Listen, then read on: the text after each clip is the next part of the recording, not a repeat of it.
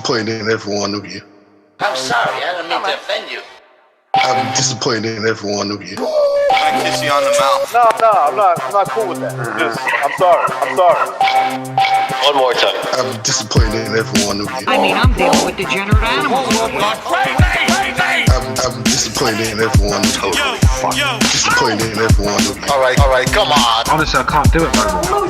I'm disappointed in every one of you. Let me tell you why. It's gonna be all right, Nicky. Go ahead, shoot. Let's just kill those fucking men. What are you going to do about it? You're happy because you got nothing. You don't got a thing. You're happy because you got nothing. Got nothing. I want to get out of this rat hole. I want to get online. I need BDA boxing.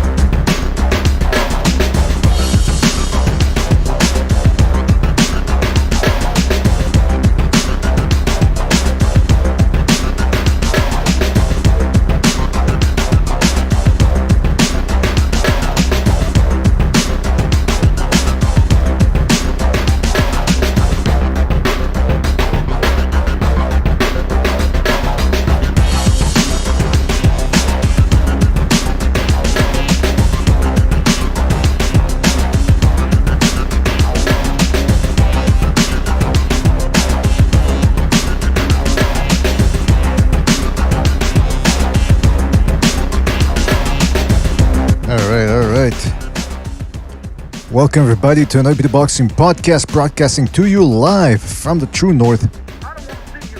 Yeah, this is your good friend Mr. BDA, and alongside with me as always my co-host, the one, the only King Bucho. King, are you there? Sir. Fantastic. Listen fellas, thank you for joining us. We just saw the Wilder Fury Rubbermatch press conference, and it wasn't quite Canelo versus Plant, but it was quite interesting nevertheless. What we can glean from it, we will find out during this very special show. We got a lot planned for you, so stay tuned for this one, folks.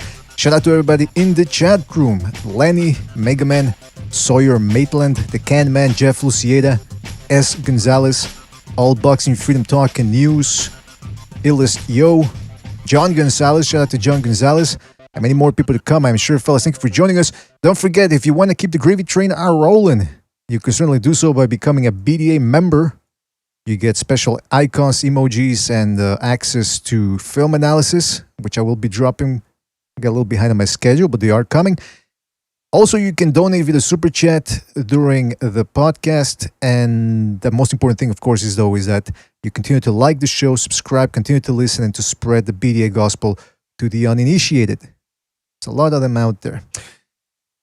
In any event, guys, thank you for joining us. Like I said, we just had the Wilder Fury conference. Bucho, were you a little disappointed that they didn't have a face-off? Yeah, but maybe they're saving it for the Wayne. The Wayne, yeah. Yeah, I mean, it makes sense because Dana White was talking about the Plant Canelo press conference. And he had a good point. But first of all, he was priding himself on how he's always there to separate fighters in case they get into a scuffle. But that's because in the UFC, they overdo it with the scuffles. There's always going to be a scuffle. Boxing, it's not that every day that happens. But he did make an interesting point. He says, you got these two guys that obviously a lot of jawing before the actual press conference.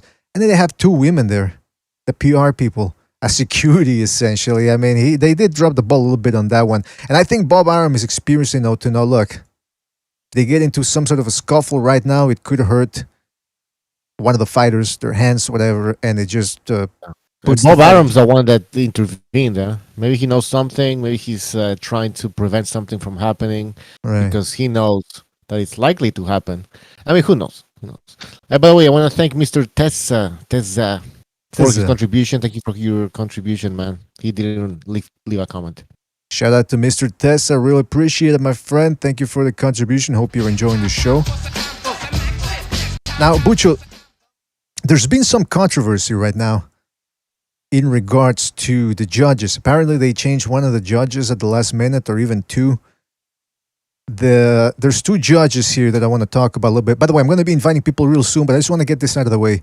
And we will be opening up the phone lines soon too as well, so everybody can call in and have their say about the press conference. But okay, there's one of the judges. It's Tim.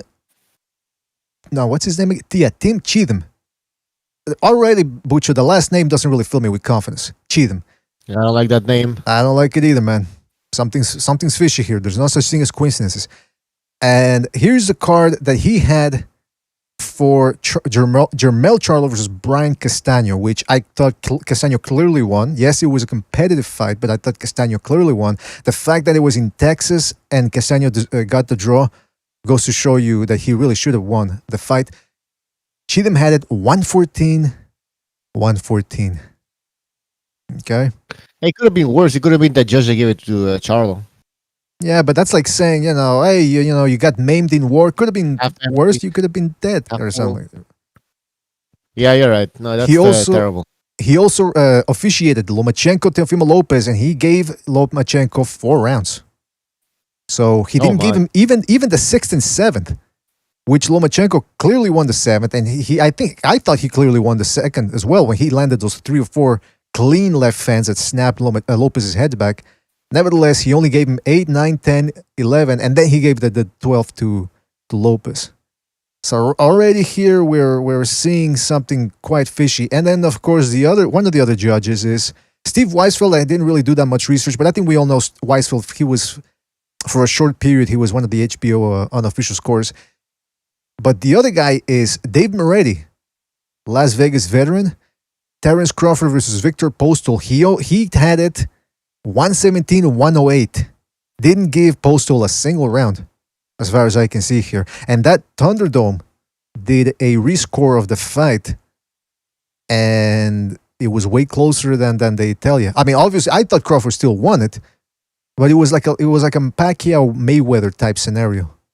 You know what I mean? Postal clearly won a couple of those rounds. This motherfucker said nope. And speaking of Pacquiao Mayweather, Bucho, Moretti, of course, veteran in the Mayweather Pacquiao fight, and he had it 118-110. So he only gave Pacquiao 2 rounds. So terrible. Okay, and that's not all. That is not all. We also have the referee, Russell. There's more. There's more. Wait, there's more. But wait, Russell Mora, the guy that let Abner Mares brutalize Joseph Agbeko's testicles. He was using his testicles throughout the fight like a speed bag, essentially. One of the worst refereeing jobs I've ever seen. Let me just show you a couple of examples here. Somebody made a compilation. Look at that. There's one low blow there, another low blow. I think there were 25 low blows in total. Now, oh man, it was disgusting. And this is why, Bucho, I gotta give credit to Jim Gray. A lot of people say that he's an ass, a weirdo, that he looks like a mortician who probably screws the corpses. But when it comes time to asking the tough questions, Bucho, he will ask the tough questions. And I will always respect him for this post-fight interview he did with Russell Mora. Because remember, Mora not only did Mora allow Mares to brutalize Agbeko's testicles, he also called one of them a knockdown. And so I want to play you this little clip. Hold on a second. All right, give me 2 seconds because I can't mute it for some reason. Jim Gray in the ring. All right, 2 seconds. I don't know what's going on here. A VLC player kicking my ass. All right, there we go. Let me just show you this Bucho real quick, and then we'll continue on here with the Wilder Fury thing. But yeah, this is the guy that's going to be the referee. Oh my God, what the fuck? Give me 2 seconds here. Meanwhile, let me read a couple of messages from the chat room. Brown Gun says Russell Mora is one of his favorite referees. Get the fuck out of here. All right, here we go. I think it's working now. Yeah, Mares ended up winning that fight, by the way. So here we go. This is a post-fight interview between Jim Gray and the referee Russell Mora. All right. Thank you very much, Gus. Russell Murray, you just raised the arm of Abner Mares. The question is, would he have won without your help this evening? I don't help the fighters. I enforce the rules. First and foremost, I have to enforce the rules. Those punches were on the belt line. It's a fair punch. I have to call it fair. It would be unfair to give the other guy advantage just because he says it's low. I saw the... By the way, I'm going to have to put the video up and down on the screen so that we don't get copyright. Punch, it's on the belt line. I got to call that a fair punch. Well, Russell, let's give you a chance to look at it again because I would dispute it. Al Bernstein, and I'm sure our audience were. Tell us right now if you feel this is below the belt. Clearly way below. Your thought. It has a different viewpoint from looking at it here in slow motion. It has a different viewpoint looking in slow motion. It was a clear low blow, man. What an idiot, man. Oh my God. Like, fucking, so these judges are shit, man.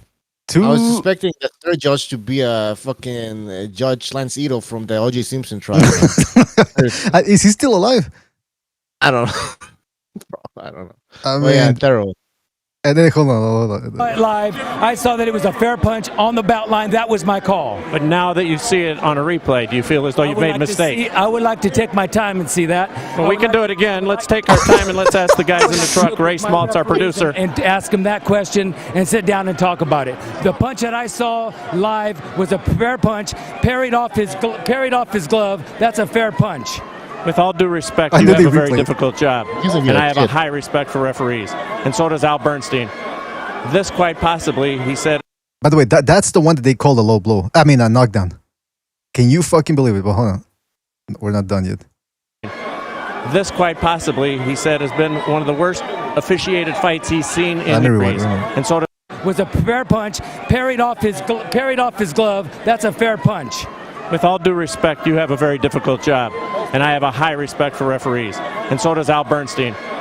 This quite possibly, he said, has been one of the worst officiated fights he's seen in years. How would you rate your performance? I think it's a shame for anybody to say that. I mean, anyway, that's enough there. But he's going like, I think it's a shame for anybody to say, yeah, it's a shame because he's talking shit about you. He's criticizing you for the awful. So anyway, Butcher, that's the referee. Now let me invite a couple of people here over. But do you think this favors Wilder? Because I'm pretty sure the Wilder fans, they think the world is against them and against their fighter, against their king. But who does this favor? Having these two judges and this referee? It's gonna favor Wilder because we know what Fury did in the second fight. He completely dominated Wilder. So having terrible judges, terrible referee, that might help Wilder because he has a big mouth. Oh shit! Sorry, you still there? Yeah. Okay. Yeah, Wilder's gonna benefit from this. He might benefit from this.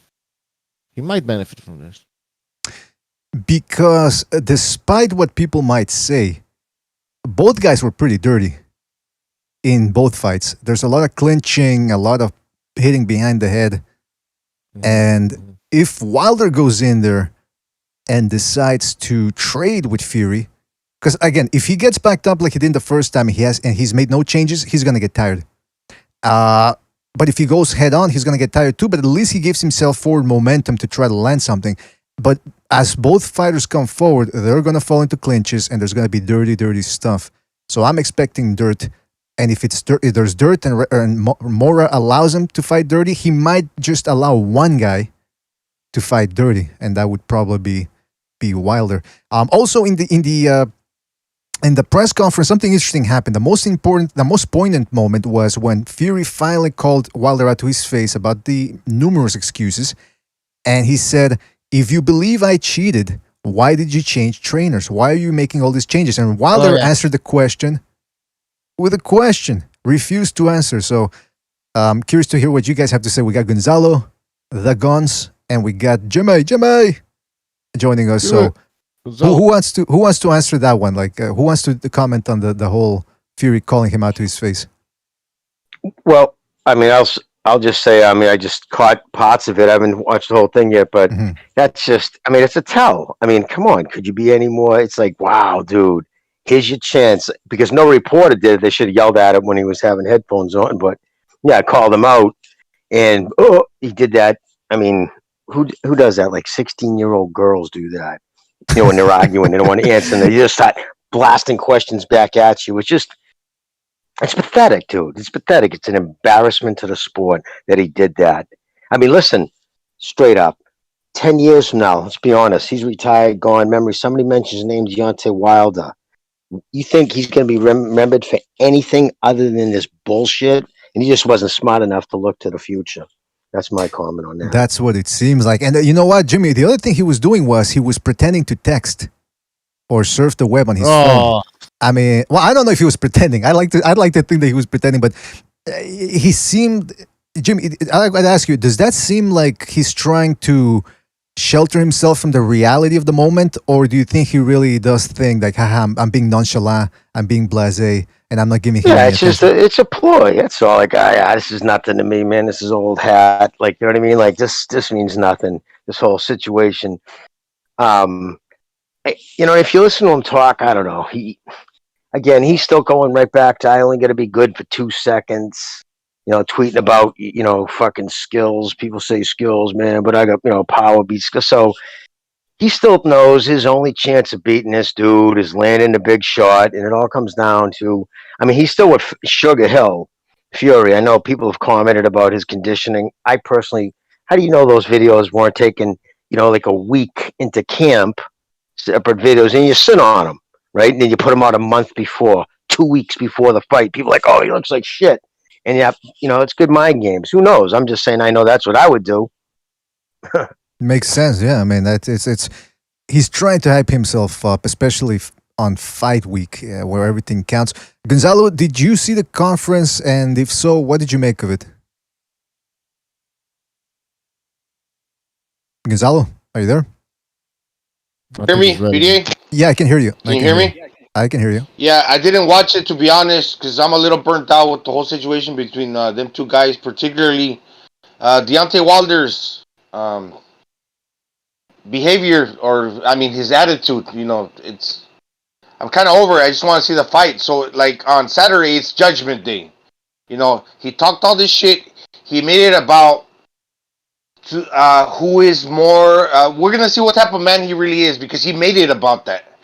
He made it about that. You know, it's not really about criticizing the person, but he brought that heat on himself. So if he loses, after talking all that shit after he lost a second time, when he made it about rage, he made it about, you know, the guys, the I don't know, the Great White Hope. He's like the bad guy, Tyson Fury.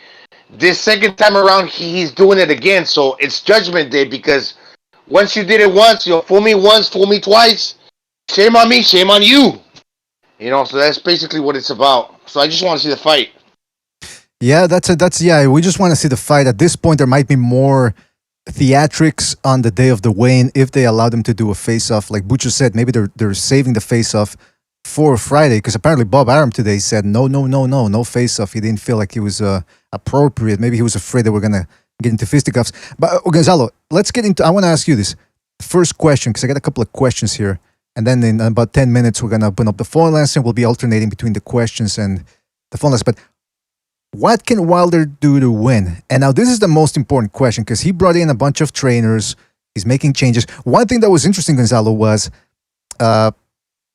Malik Scott was talking about how he has Wilder ducking under punches, and he explained that since Fury is taller, that's going to work in Wilder's advantage. So do you think Fury in the second fight was leading with left hooks a lot as he was coming forward? Do you think Wilder is going to be weaving and countering with the right over Tyson Fury's left? And do you think that could work, or what are your thoughts on that?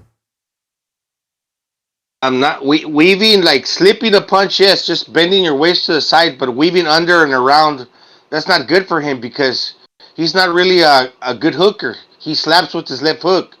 So I think maybe just like slipping a punch where you just slightly bend your waist to the right or to the left, and you just allow that punch to travel right straight through your head. Then counter, yes, maybe that, but not weaving and under and around like that. You know, like Andy Reese would probably like no. But I get the whole concept, since Fury's taller. Yeah, but I wouldn't be like, you know, turning my waist like a Canelo, or like a Canelo. Reese can do it. I said his name because he's a heavyweight, but not under and around. I would just like crack my waist a little to the, just slightly, as the punch travels, just bend my waist just a little to the side, and allow the other puncher's punch to travel right next to my head, and yeah, maybe throw a straight punch, to counter his punch, to counter Fury's straight punch as well, but not turn my waist like, bend my waist under and around his punches. Well, Jimmy, what do you think about that? Do you agree with Gonzalo that it might not be the best strategy, or do you think weaving under the left hook and coming up with some sort of overhand right, some sort of curved cross a little bit, do you think that could work for Wilder, or what can he do essentially to win this fight? I mean, that would listen. I don't know if weaving under punches would be hard for him to remember. I'm going to be honest with you, dude. Most fighters always resort once they get cracked. The shit starts throwing. You can try all this. He's never done that enough to. I don't think he'd be able to acclimate it right. I think he would duck right into a punch. To be honest with you, I think he would. If he try to do that, I think he would duck right into a fucking shot. You know what I mean? Like that's just not something that. You know what I mean? You know what I mean, Gonzalo? Like boxers they just get in a rut, and it's because for so long he's never worked on his craft. He just went in the gym, was just about getting his win in and be able to land that big shot.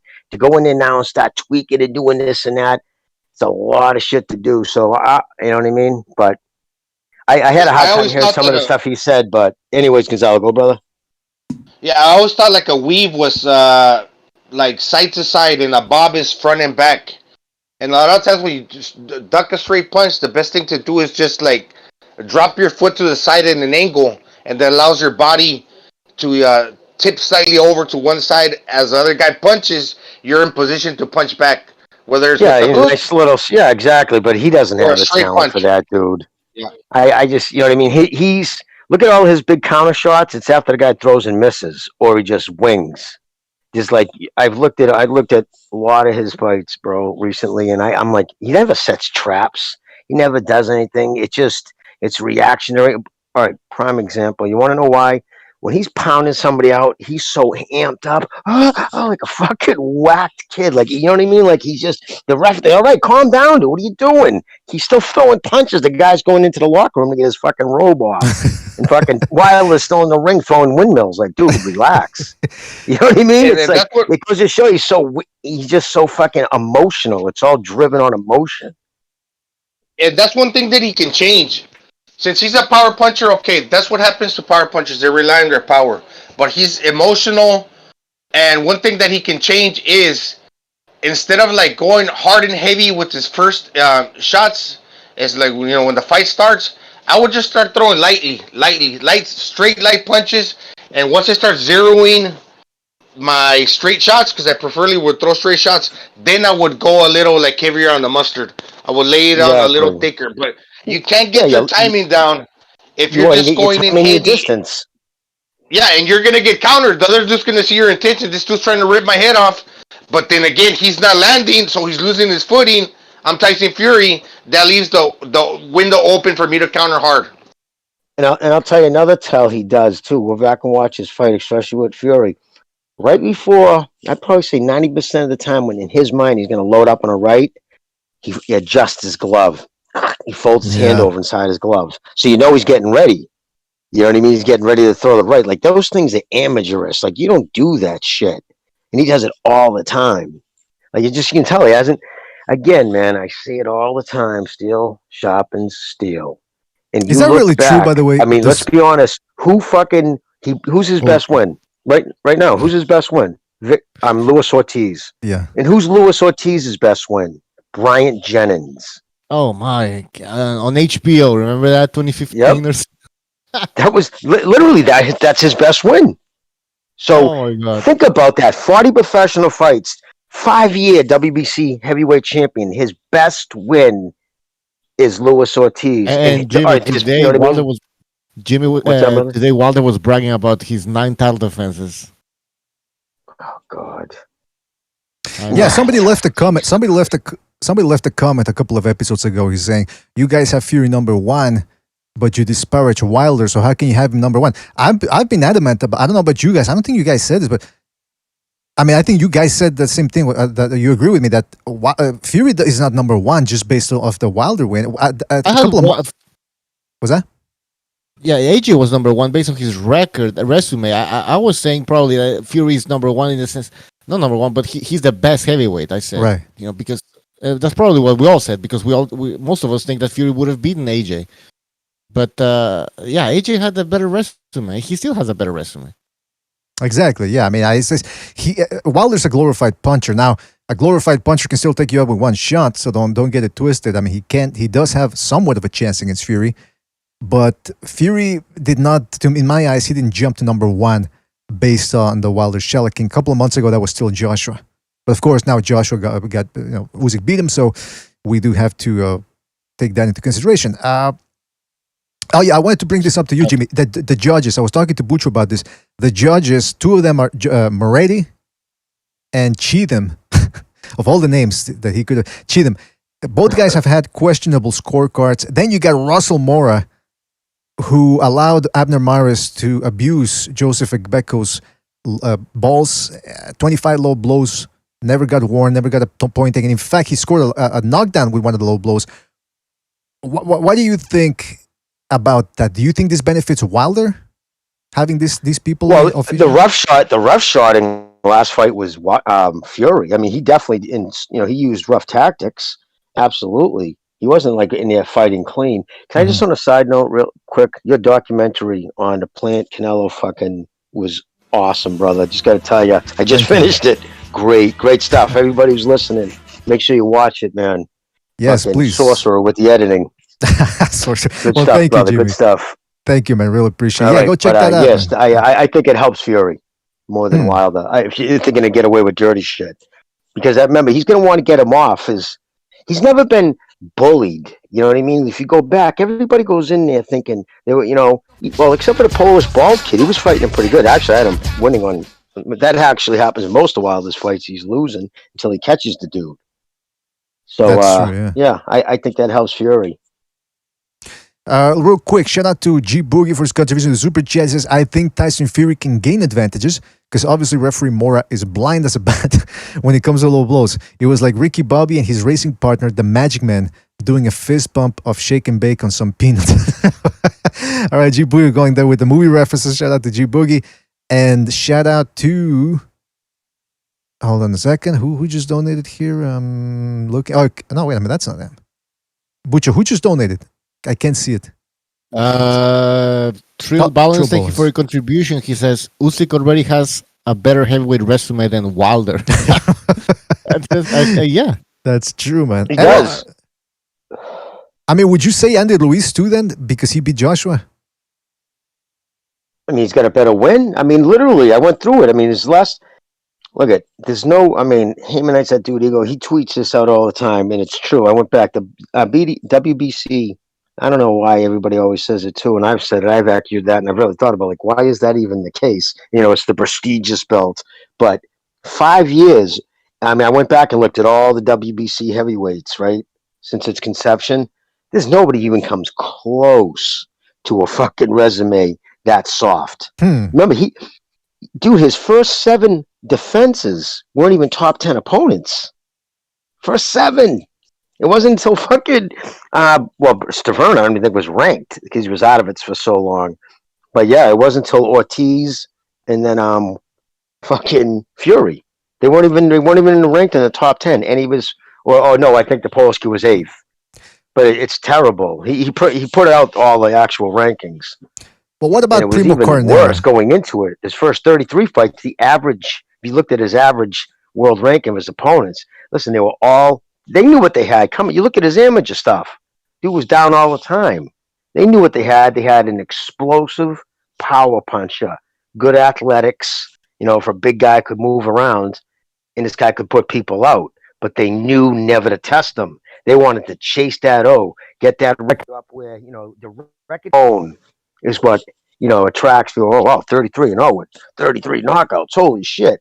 Then you go back and look at it, he knocked out a bunch of cab drivers. Then he got his title, and he avoided fucking let's be honest again. Fury was a cherry pick. He avoided Anthony Joshua like the plague. Turned out $120 million fucking 2-fight deal. Nope. So please, he took fucking Fury thinking that he was a fucking fat drug addict coming off the couch. Yeah. Actually, his words, right? And he got it, and all these things he complains about now. All I fucking do is a cheat. This fucking history of him cheating. You never said any of that shit when you fucking picked him to fight a couple of years ago. None of that was an issue until he whooped your ass. Listen, I have no respect for the man, none, for the way he acted after that fight. It's an embarrassment to the sport. It really is.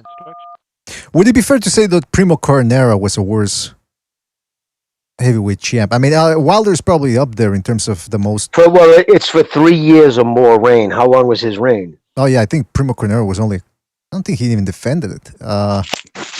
Yeah, so that's where you go by somebody who's actually had defenses, and it was 3, and he had it for 5 years.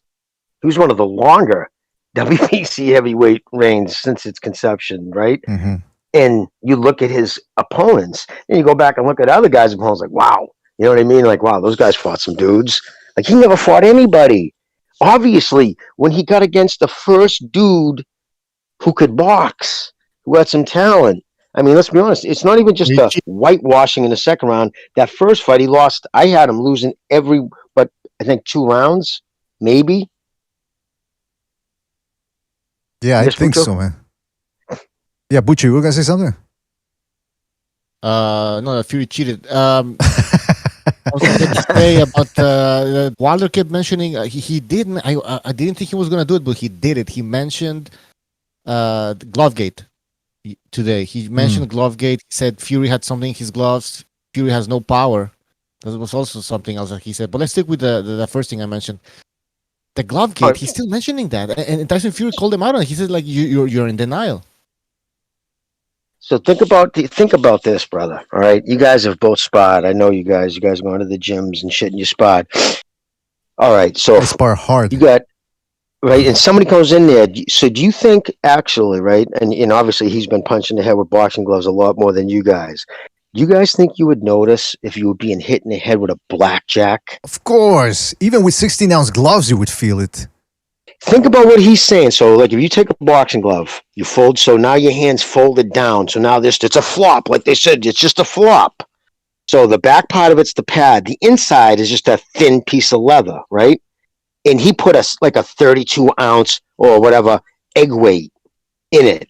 So now he's swinging a 30. Ever get hit in it? Oh, no, I think 16-ounce. So picture taking a 16-ounce hammer and walking up and say, close your eyes, and then punch someone with a boxing glove. Go, okay, keep them closed, and then just give him a tap with that hammer. You think he's going to notice the difference? Yeah. Do you think a professional fighter would notice it? Do you think the first time he got hit with that egg weight, he would have said, what the fuck? There would have been a lump. There would have been a huge hematoma, blood everywhere. Like, this guy is a fucking insane fraud. And the fact that people have been echoing this, grown-ass men, so emotionally fucking involved, and we all know that we don't want to go into the motives behind that, but so emotionally involved, they actually fucking in their mind think this dude is being popped in the head with a fucking blackjack and never noticed. And that's all he got was a little puffiness in the side of his temple. It's like, has anybody ever seen what happens when you get hit by shit like that? What's that, brother? Yeah. Has Shirley Finkel answered any questions related to the No. case? Never, because he doesn't want to get his name attached to that garbage. He doesn't want to be humiliated. He knows it didn't happen. Of course not. It's embarrassing. Nobody in the industry, nobody in the PBC is addressed. How come Al Heyman hasn't filed a fucking official report? That's your fucking money guy. Wait a minute. So you're Al Heyman. You're investing tens of millions of dollars into this moron, and he's out there fucking saying somebody just stuck up and turned their glove. Actually, even worse than a blackjack, because a blackjack, that the thing inside is lead, but it's not sharpened or round into a point where, like, an egg weight would cause massive tissue damage if you crack somebody in the head. Put a fucking egg weight into a fucking leather sock or something leather and crack somebody in the head and watch the damage. I'm not a heavyweight, and I'd split your fucking dome open with that shit. Oh, and Jimmy, that come on, jackass. I'm not saying you guys, but I'm just saying if I hit someone with it, you'd see meat. Put it that way. I guarantee fucking to you. And this jackass is trying to say that's what he did. because his low IQ, foolish self is too insecure to admit you didn't come prepared. Maybe you were overwhelmed, but you've embarrassed the sport, yourself, and your fans have made it even worse. And again, I don't even think he would have come out with any of that shit. I think he was just going to say the fucking trainer shouldn't have thrown a towel and he knows me, I want to die, blah, blah, blah. I think that's what he would have stuck with, right? Which you could have even gone with because he wasn't down and off his feet.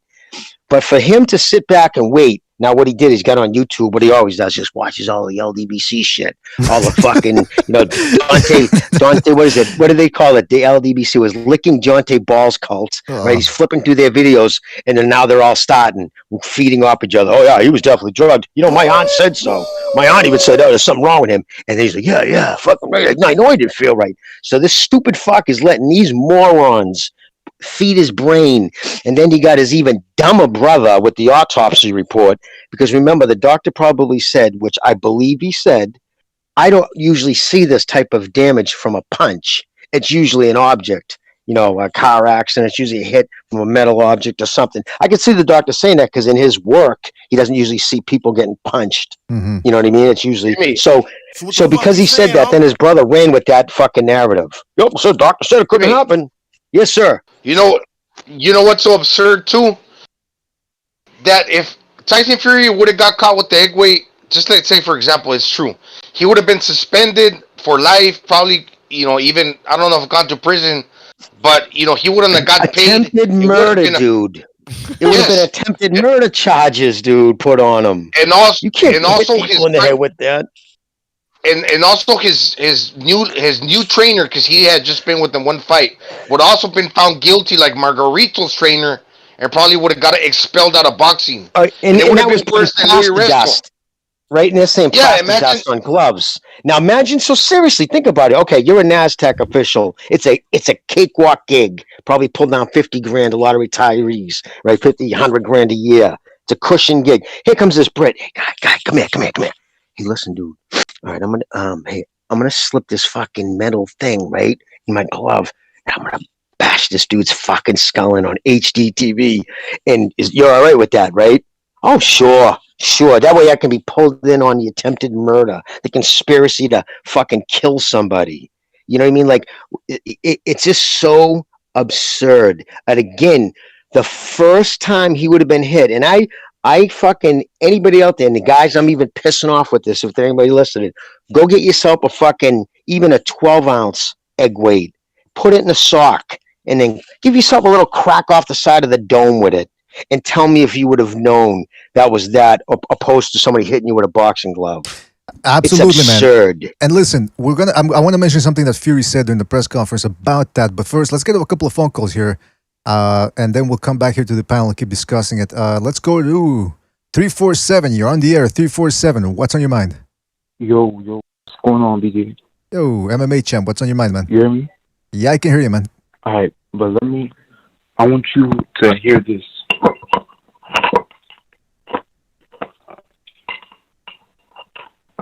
What are your sex toys, or? Like a crack pipe. Yeah, I hear a crack pipe or something. Okay, we hear something. So what is it? What's your point?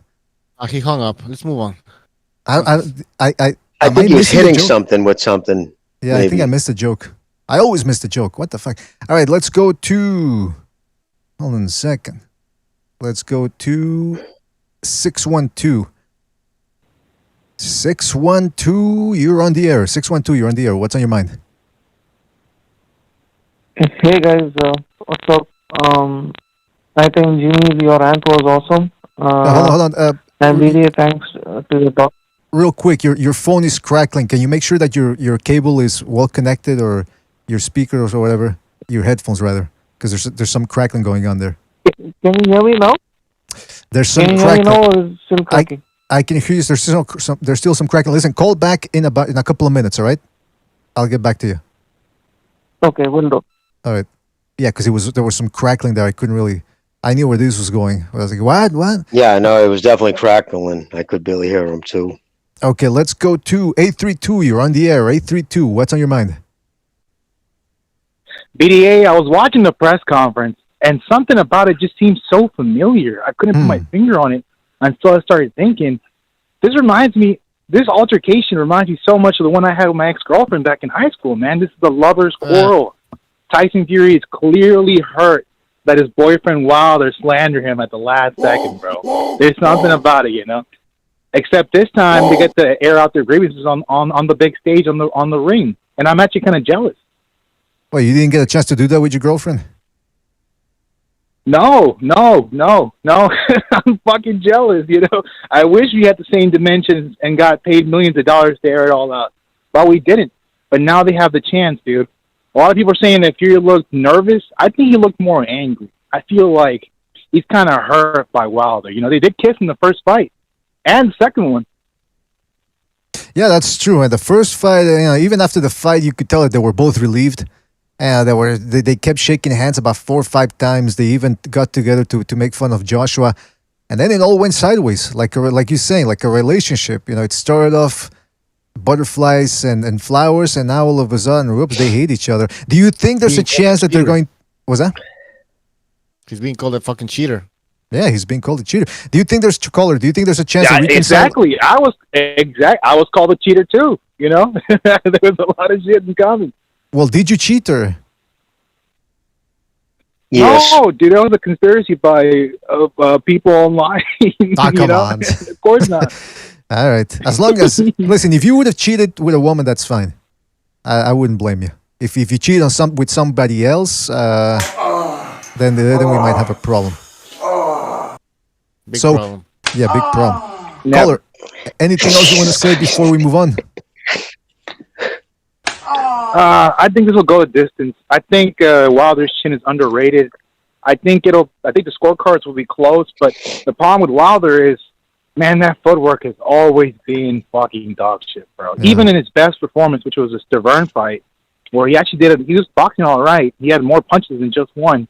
He's always tripping on himself, bro, and he's falling on his ass because his footwork is just dog shit. That's like fundamentals number one, bro. Like, you can't fuck up on that one. So unless Malik Scott taught him fucking how to like actually box, how to walk like a boxer in this 1 year. Maybe he did. I don't see this going farther than like another beatdown. But I think Fury's gonna beat his brains out of his head the same way that Klitschko did to Shannon Briggs, bro.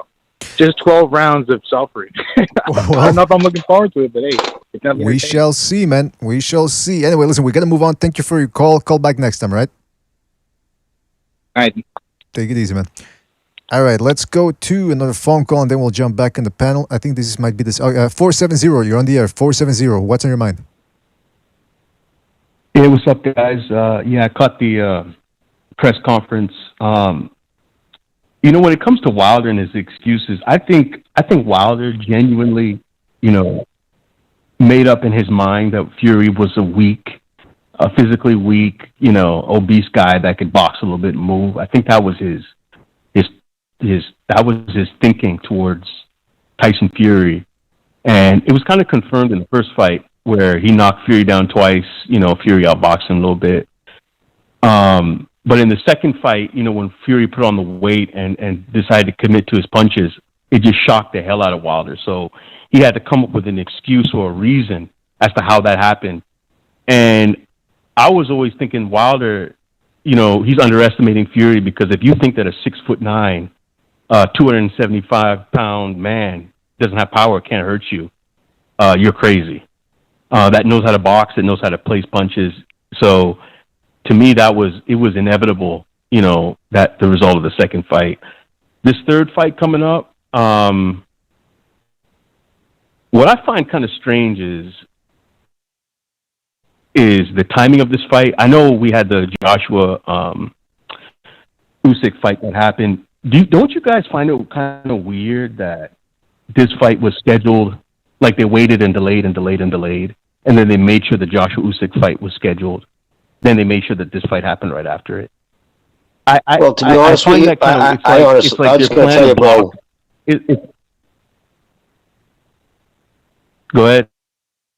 Oh, no, I was going to say, honestly, the people over at Top Rank absolutely believed the judge was going to side with them. because he, I mean, in all actuality, he should have, because these dates did come and go, and it's usually within the four corners of a contract. Put it this way: if that was legally binding, like meaning if that wasn't done by a court instead of an arbitrator, because an arbitrator has different rules, and you can't appeal them. It's his decision, and his different arbitrary things that actually go into it. That's why they call him an arbitrator. They take in things that court wouldn't use. Court would have said, "Nope, you signed this document. You were supposed to sign it by this date. Bang, you're done. Forget it. It's no good." And I've been told that everybody there believed that to be the case, so they were as surprised as everyone when the guy said what he did. Yeah. If this fight is on the up and up, I just think we see the same result that we saw in the second fight. I mean, Wilder, I guess he worked on whatever he worked on in camp on the pads. I just don't. I don't see how that's going to translate into a real fight. So I'm going Fury with KO, same round, same time frame, round 7 or 8. Interesting. All right. Fight. And what's your name, just so we can write it down here, because we're taking down predictions. I forgot with the last caller. Hey, I'm curious too. What the caller want to ask you? Does his the Fury? Oh, all right. Yeah, because we gotta move on. We just need a prediction here. Oh, it's just a yes or no question. That's why. Well, just real quick, caller. Why can we call you so that I can write down the prediction? Caller, are you there? You want my prediction? Your name for the prediction? No, your name for the prediction. Your name. Oh, Chris. Chris. All right. Chris said Fury, same result, same round, I believe he said. All right, go ahead, Jimmy, and then we got to move on. Yeah, no, I was just curious. I'm curious what other people think. Does this his excuse making and how he handled himself after the fight, does that make you want him to lose more? Yes or no? It does, because he's. I mean, there's so many people on the Wilder side who believe in that stuff, and it just tarnishes the credibility of the sport. When he goes, if you lose and you start talking about this guy had egg weights in his hand, in his gloves, and I mean, people actually believe that can happen when you have the athletic commissions in the room, you have the other team's trainer in the room watching the hands get wrapped. It just turns the sport into a joke. And I want them to watch everything Tyson Fury does, and I want him to repeat the same thing he did to Wilder, because what this guy did, he's willing to say anything to excuse his loss. So yeah, I want to see Fury put it on him even worse. All right. Well, listen, we'll be watching closely, and thank you for your call. We'll catch you on the next one. All right, man? Take it easy out there. All right, guys. All right. Another phone call here, real quick. Let's go to 205. 205, you're on the air. 205, what's on your mind? What's up, DDA? This is Uncle Charles, man. What's going on, man? Oh, Uncle Charles, thank you for calling in, man. Uncle Charles, what's up, buddy? Yes, sir. Let me just give my comment. Yes, sir. I'd like to say this has been a great show. The panel is experts, and they've been right on point. I salute to the panel, and I'm very people to be around men that's very smart. But let me just say this, bro. How can you go undefeated on a Mark Breland, and then you get to fight Tyson Fury, the first fight, and then when you lose the second fight, you fire Mark Breland? Now, let's just look at the analytics of this thing. JD was in the training room with Tyson Fury's trainers. He was there. But when it came down to him losing, who did he get rid of? He got rid of Mark Breland.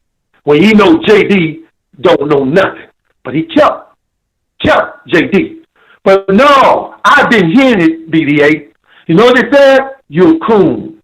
Oh. You're a coon. You this and you that. So let me tell you, and you know my damn name is Uncle Charles. But guess what? After Saturday night, the coon will speak. Because Deontay Wilder gonna get done the same way he got done the last time. See, you don't get your ass whooped like that and you forget about it. See, you had nightmares. You can't even bathe your own ass at night.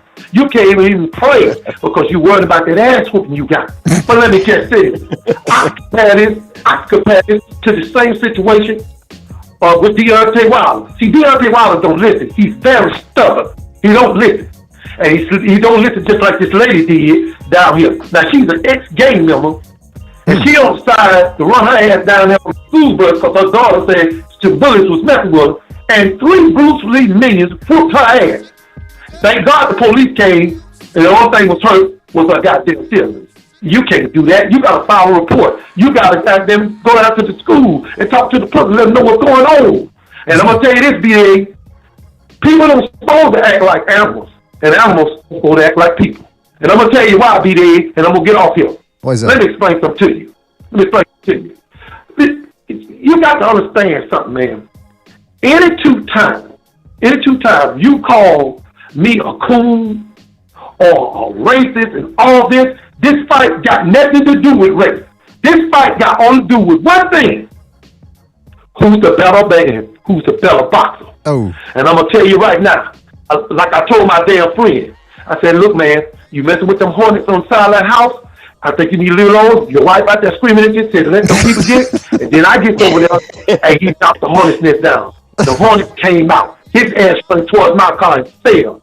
And the hornet caught up to his punk ass and hit him on the side of their head.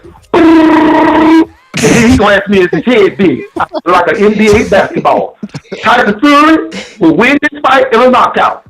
This will not go past 8. He gonna get the worst beating of his life. And you're going to see. And I'm going to come on here, BDA, and I'm going to say, I told the people that this was going to happen. Over that bar shop, they didn't want to listen. They called me all kinds of names. We're going to see what you say at the end of Saturday night. And I appreciate you letting me call, man. Thank you for calling in, Uncle Charles. Always on fire. Uncle Charles, yeah. Great, sir. We should call him Uncle Napalm because we can't put him out. Yeah. Uncle Charles, thank you for calling in. We'll catch you on the next one. All right, man? Yes, sir. Take it easy out there. All right, that was Uncle Charles. Always brings it, man. Always brings the fucking heat. He's a great caller. That's right. All right, we got more calls here, but let me just hit the like. Yeah, hit the like button, fellas. Please hit the like. Really appreciate it. Really helps us out. I got for everybody that's on the line right now. Hold on, I'm gonna get to you, but just want to recognize just dropping by here. Recognize we got a lot to get to, but did you watch the press conference? And if so, did anything stand out for you? What did you make of what happened? Recognize. Can you hear me? He ain't ready. He ain't ready. You're unprepared, Yeah, Recognize. I take a phone call. Sorry, man. Sorry. What's going on, my this Discord, man? Sorry about that. Oh, don't blame Discord. Come on now. Hold on. I know. Take responsibility. FLA Madman's in the house. So, Recognize, You did have you watch to take responsibility like Deontay Wilder, man. You're right. I was wrong. Recognize, did you watch the press conference? And if so, what did you make of it? What did you glean, if anything, from it? Good word. I did see the not when it happened. I caught some highlights of it, right? Or like a 5-minute clip of I guess towards the ending. And I mean, they're like little kids, right? I mean, one is more firm. That's Tyson Fury, right? He's like, if I'm cheating, if I cheated, then why did you change your trainers? Why are you trying to look for new methods to try to beat me? Why are you trying to change your game style, I guess? And all that stuff makes sense, and Wilder did kind of look, there was a weird type of energy about him. It was like, I want to say he looked nervous and didn't want confrontation with the guy who just beat his ass, the last time they met up. But at the same time, he also looked like he's confident, like he's still the Deontay Wilder that can knock him out. He feels it in his heart. The problem with Wilder, let's see how this fight plays out.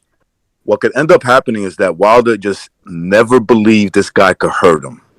And so when he started beating him up in that second fight, instead of learning something from it, he's in denial.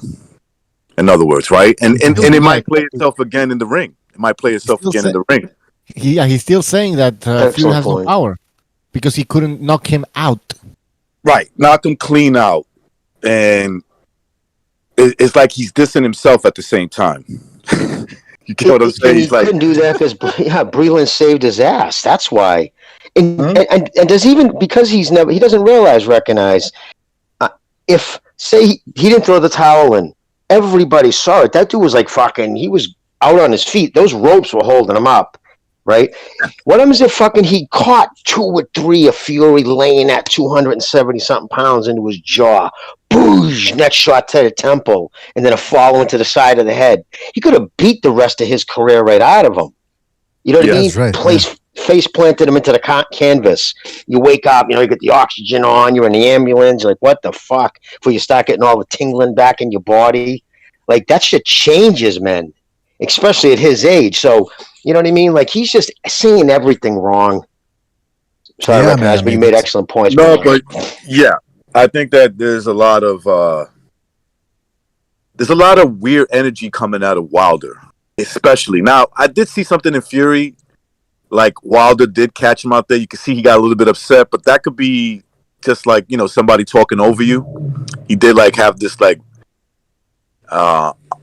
uncomfortable face that he made. Wilder said something, but I can't. Oh, he was calling him a cheater when he was saying, "Oh, you eat boar meat, you stick shit up your ass," stuff like that, right? And I saw in Fury's face, he looked upset. But the guy who looked more confident, and this should be obvious, this doesn't mean anything in terms of the fight, except that I just happen to think that the way better guy is Tyson Fury. But Tyson Fury did seem like he's more confident because obviously the last time they met, he's whipping his ass. So the guy who was winning the fight, who won the fight, is always going to have a little bit more confidence, almost that little wink, wink. What's up, bitch? Remember the last time you saw me? That type of thing. So yeah, that's what I took away from it. Fury obviously had the more confidence. Wilder had some type of nervous energy. He kept projecting it, but it's really him. You notice he sat down. Shelly Finkel was saying something in his ear. He looked a little aggravated at the same time. So it was more like kid shit, name calling, high school shit. We all do it. We still do it, in our age, but that's what I took away from it. I think the one that looked more confident is obvious. The guy who won and the guy who looked a little bit uneasy is the guy that got beat up. That's right, man. And so did Shelly Finkel ever say anything at all? Did he mention at all anything about the glove gate or the, being drugged? No. Did he mention any of that? No, there was a point where when Fury was going at him, Shelly Finkel whispered something in Wilder's ear and Fury said, "Yeah, go ahead, Shelly, tell him what to say." But there was never any formal. Yep. Yeah, but there was never that BDA. Yeah, but there was never any formal announcements or statements from these guys, as far as I know. All right, real quick, let's get to another phone call here. Let's go to, and then we'll continue on here. 917, you're on the air. 917, what's on your mind? Yo, what's going on, BDA? Shout out to Recognize Jimmy. What's good? This is David Cole. Oh, David, how you doing, man? What's your mind? What's up, buddy? Oh, man. Pretty good, man. Pretty good. I'm excited for this fight. I'm once again rooting for Wilder, even though I don't think he's gonna win. I'm still rooting for him. I just feel bad for the guy, man. Like, if he loses again, like he's done forever. And what I noticed, what I found to be interesting this time was he alienated so many friends, after his last fight, after all those excuses. But surprisingly, I feel like this time around, based upon going through the YouTube comments and stuff, I feel like a lot of fans are also cheering for Wilder. They're on the side of Wilder now, maybe because they want to see like an underdog redemption story. So I feel like the support for Fury isn't as unanimous as it was last time. Maybe David makes a good point. There is this sentiment of he got beat up really bad and he's kind of the underdog and they kind of want him to beat the odds. That's perfectly normal, because he took a big ass whipping. And sometimes when you look at Tyson Fury, he's a little flashy, sometimes people will kind of just go away from that. It does happen. Yeah, man. I mean, listen. I think it just makes it more interesting. A bit of a storyline. It's now becoming a redemption story, which I don't even think it'll happen. But I want to see him put his best foot forward. But if it was actually redemption, Dave, I just got to say honestly, bro, what's going on, buddy? But if it was redemption, and if you're talking about karma redemption, it would be fucking Fury beating his ass and then taking the gloves off and, waving at everybody. I mean, it was Fury, Wilder, who really embarrassed the sport with his antics and the shit he said after the loss. Yeah, part of me do really want to see, like, what is his team and his fans, like, what are you going to say after he loses? Like, what more, like, what are they going to come up with, or are we just going to move on, Well, we shall see, man. I mean, look, this is the fight that's going to conclude everything. So I think now people are finally on fight week are excited to see it. So, David, thank you for your call. It does make me think now because people are turning on Fury a little bit here. It is true because of the Joshua debacle. So thank you for your call, David. We'll call back next time, all right? Especially on Friday, where we don't do after the win. Thanks for having me. Great show. You, man. Thank you, man. Thank you, bye. All right, let's go to another phone call here. Let's go to 803. You're on the air. 803. What's on your mind? Yeah, what's going on, guys? I'm just going to try to keep it short and sweet. Didn't change my mind on who I think the winner is going to be. The outcome is still going to be the same for me, Fury by domination. Oh. The press conference was just what we saw in the second press conference. It's just a continuation of Fury trying to get in his head and Wilder trying to stay composed. The one thing that I did take away, which was pretty amusing, I mean, everything else is BS. Like I said, whenever Fury talks, he's just dropping truth bombs. And whenever Wilder talks, he's doing his best Bernard Hopkins impersonation, spouting nonsensical bullshit for 5 minutes. And then what he could have just said in one sentence, and he thinks it's profound. So besides that was a little amusing as well. You can't get tired of Deontay's foolishness. But the one thing that I did find amusing was during the whole press conference and the press conferences before this one, Wilder was quiet. He had his trainer speak for him. He didn't say a word. And then up until besides, when the interviewer was asking him questions, but up until the very end, when Fury was just going on his long tirade on him, Wilder he couldn't have it anymore. He decided to say something, and then it was the back and forth, child games. So I just thought that was a little bit interesting. And then right there when I saw that, I mean, like I said, I already have who my winner is going to be, which is Fury, but right there, if I was a betting man, just looking at that, it's like, okay, he's in his head. He's in his head. Fury's finally in his head for sure. And I think it's going to be domination this weekend. All right, real quick. That's it. Wait, hold on, real quick. I gotta. What's your name so I can write it down? The prediction. Just a first name or nickname, whatever. Minam. So Minam. Minam. I have Fury by. I don't want to say around. I can't predict that, but I say Fury by domination. I'm going to write total domination. Is that okay with you? Does that work for you? That's perfect. Fantastic. Fantastic. All right, listen, caller, we do have to move on, Minam, but thank you for your call. Call back next time, all right, man? All right, man. Have a good one. All right, take it easy. Oh, yeah, we're going to have to move on to these phone calls real quick because they're piling up, man. People have a lot to say on Fight Week here about this one. Let's go to... Hold on a second. This thing is freezing on me. Yeah, we got a lot of good calls, man, so far. I'm expecting more to come. Let's go to another great call. 773, you're on the air. 773, what's on your mind? What's up, B? Oh, Kevin from Chicago. What's on your mind, my friend? What's up, B?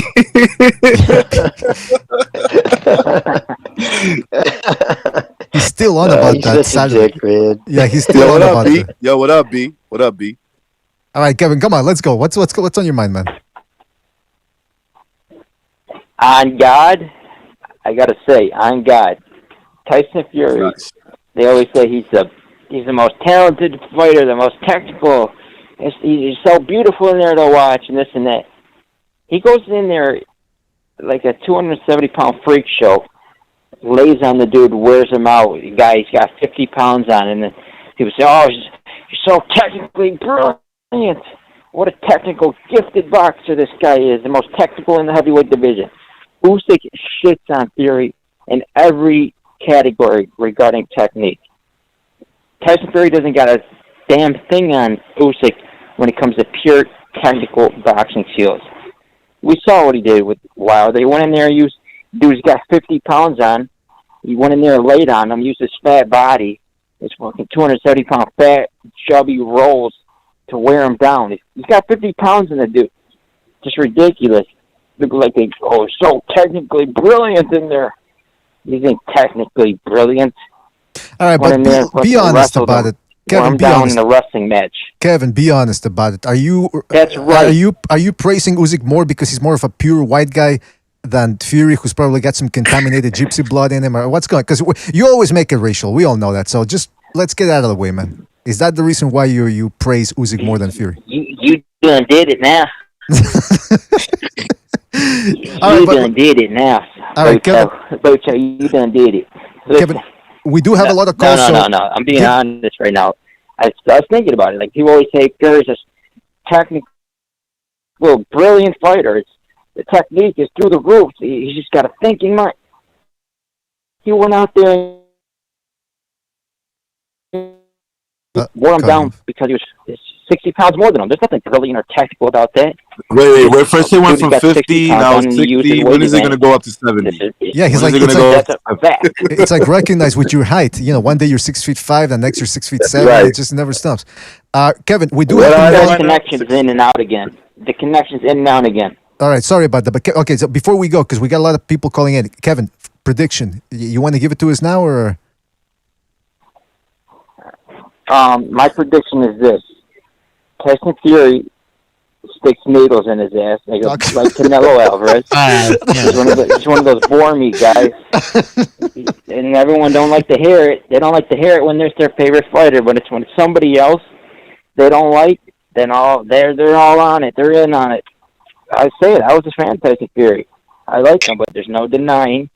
He uses 60-pound weight advantage. All right, what's the prediction, please? What's the prediction? I asked a simple prediction. Starts talking about needles. Go ahead, cry about it. Cry about it. You don't like it with truth.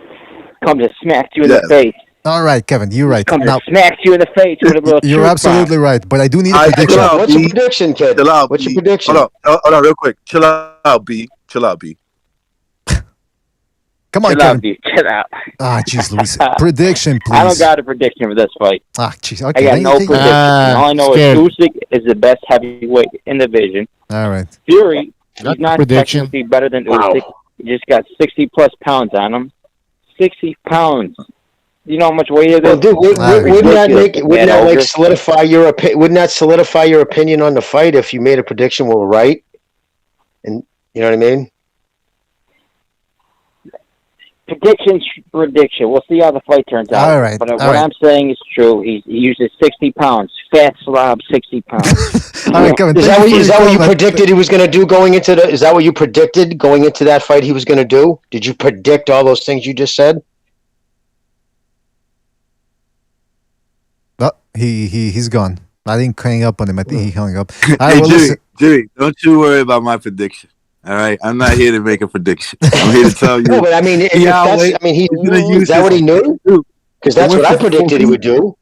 He went from 40 to 50 to 60. If you didn't let him keep talking, it would have been. He used 70 pounds of fat on him. I like Kev, man, but I mean, come on. After it was just 5 minutes him ripping into Fury, saying the same thing. Okay, but did you predict that? Did you say he's not technical and all he's going to come in and is just use his size and bulldoze him? Or you just going to bitch about he did it now? Hey, Jimmy, I don't understand where that came from, man. Jimmy, it was just, it's a British thing. Jimmy, you like Jimmy, you like Kevin? Yeah. Okay, so we finally found something we disagree on. All right, let's move on to another phone call here. No, I'm kidding. Let's move on to another phone call here real quick. They're piling up, man. Hold on a second. 917, you're on the air. Hello? 917, you're on the air. 917, you're on the air. What's on your mind? Yep. Hello? Oh. Hello. Yeah, man. What was that before, man? Who the heck was that guy? That's Kevin from Chicago. Chi-Town. Yeah. Kevin tells you everything. He's the ratings booster. That's right. Yeah. So, caller, what's on your mind? He's always upbeat. Yeah, you guys can hear me, right? Well, yes. Yes, sir. Hello? Yeah, no, so I got Fury stoppage again, but this time in either the 5th or the 6th. I'll put 5 or 6. All right. So what do I call you? What do I call you? Oh, Nick. Nick. Call me Nick. Nicky Yeah. boy. All right, Nicky boy. So what's your aside from that, I mean, I think Wilder's gonna clearly be a little busier than in the last fight, like from the opening bell. But I think Fury's gonna repeat the game plan, but with more fine tuning because he's continued to train under that style. Like when we saw him last time, he only had been doing that style for like, I don't know what, like 5-6 months, and that was his result from just 5-6 months with Sugar Hill. So now it's been a whole nother almost 2 years since the last fight. So that style should be sharp. Absolutely. But it's only a second camp, though. Like I'm just saying, but it's you know what I mean, because it's not like I don't even think they probably see each other. And I was thinking about it. If he boxed already in the first fight, and then in the second fight he just went full offensive, then I guess he's going to be a boxer puncher this fight. I mean, I don't know what else he could do. So we're probably going to see a little more like boxing, and then when he gets an opening, he'll step on the gas. So that's just my prediction. I don't know what you guys think about that. Well, I mean, there's definitely something to be said about Wilder knowing what Fury's going to do. And Fury said the last time that he was going to walk forward, and he's saying the same thing now. So I expect Fury to do the same thing, and Wilder can either box, which I don't think he's going to be able to pull off, or he'll probably try to meet Fury head on. Either way, it's doubtful that his stamina holds up. Well, so anyway, if that happens, then like somebody said before, they're going to end up clinching. And if they end up clinching, Wilder's screwed. He can't hit, like, you can't just suddenly have the strength to bear that weight. And if they're both going to come forward, it's going to be a clinch every 30 seconds. I mean, you know, when two objects collide, what happens? They start clinching. And the heavier object's eventually going to break the smaller object. Well, So, you know, on top of that, caller, it's not just everybody thinks he has to lean on him. I was going to say his legs. Look at Wilder's legs. They're toothpicks. You know what I mean? You don't have to even lean over him. Like people think you have to lean over him. No, you just have to, when you're clinching, you lean into him. You take a lot of energy out of him. Fury's arms are bigger than Wilder's legs. Fury's arms are, yeah, that's true. Like, yeah. Wilder's got scarecrow his forearm legs. is wider than his ankle. Yeah, I mean, Wilder's got scarecrow legs, and I think that's what did him in the second fight as well. Listen, caller, we got to move on. We got to move on. But, Nicky boy, I got your prediction down, so call back next time, right, man? I got a question. Can we start getting some prizes? If somebody hits a right on the dot prediction, can they get like a free BDA T-shirt, something like that? You know, I was motivate thinking the crowd about a little that. bit. We're gonna send people out coffee mugs. Well, I think BDA. Didn't you say you're keeping score? So at the end of the year, it's like the person who wins, you were gonna throw him a fucking bumper sticker or something. I never said that. I never said that. But no, I think that might have been. I know, I'm totally joking. Okay. No, but we can actually give. We can do that shit. Yeah, absolutely, man. Fuck, that's what I was thinking. I was thinking giving something, maybe the BDA toilet cleaner or something, the BDA toilet brush. Anyway, listen. Caller, that's gonna be. Caller, thank you for your call. We'll catch you next time. All right, man. No doubt. Take it easy. Take it easy, man. All right.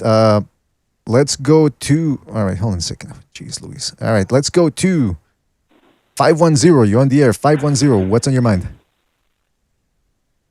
Hey, what up, fellas? It's Johnny from Warehouse. I know I got the other one wrong, about Joshua and Usyk, that prediction, But I'm pretty sure a lot of people were surprised about that.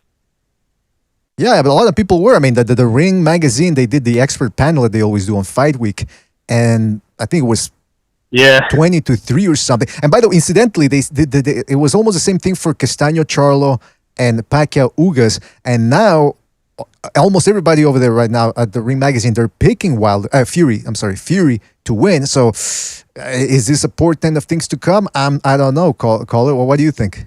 What's your opinion on all this? Yeah, I think, it has been pretty much a year of the upset, well, at least to me. But in this case, I don't think it's going to be an upset at all. Fury, he just seems on another level mentally. And, every time took a look at Wilder in the press conference, he had his head down. You know what I mean? And that explains a lot. And, Malik coming to the rescue, trying to, trying to make sense of what wasn't there, pretty much in 2 fights. Yeah, that's true. Yeah, he was trying. Like the other caller said, I mean, this guy's like Bernard Hopkins, Bernard Hopkins really liked him as a fighter, but man, when you ask him one question, he was like, when you win 5 rounds and you go for 15 rounds, then you got to win the first fight. It's like, oh, just answer the question without fucking reciting War and Peace or something. But yeah, caller, so what's your prediction? Right. Forget about the past. What's your prediction for this one? Don't let the past knock you down. I got Tyson Fury. I got Tyson Fury inside of 8 rounds. Just like he said, he sounds pretty confident about it. So I could definitely see it. According to the second fight, it just is that easy to him. So, and also BDA, just a little gem. I don't know if you guys caught the Fight Hype Asker Presser interview with Bob Arum. Bob Arum took it to Mike Coppinger. I don't know if you guys seen that. That shit was hilarious. Really? What did he say? He told him to shut. He pretty much told him to shut the fuck up, and he called him a prick. Yeah, that sounds like Bob Arum. You guys got to look that up. It's hilarious. It was on Fight Hype.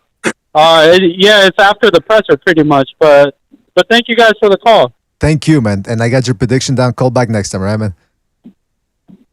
All right, God bless.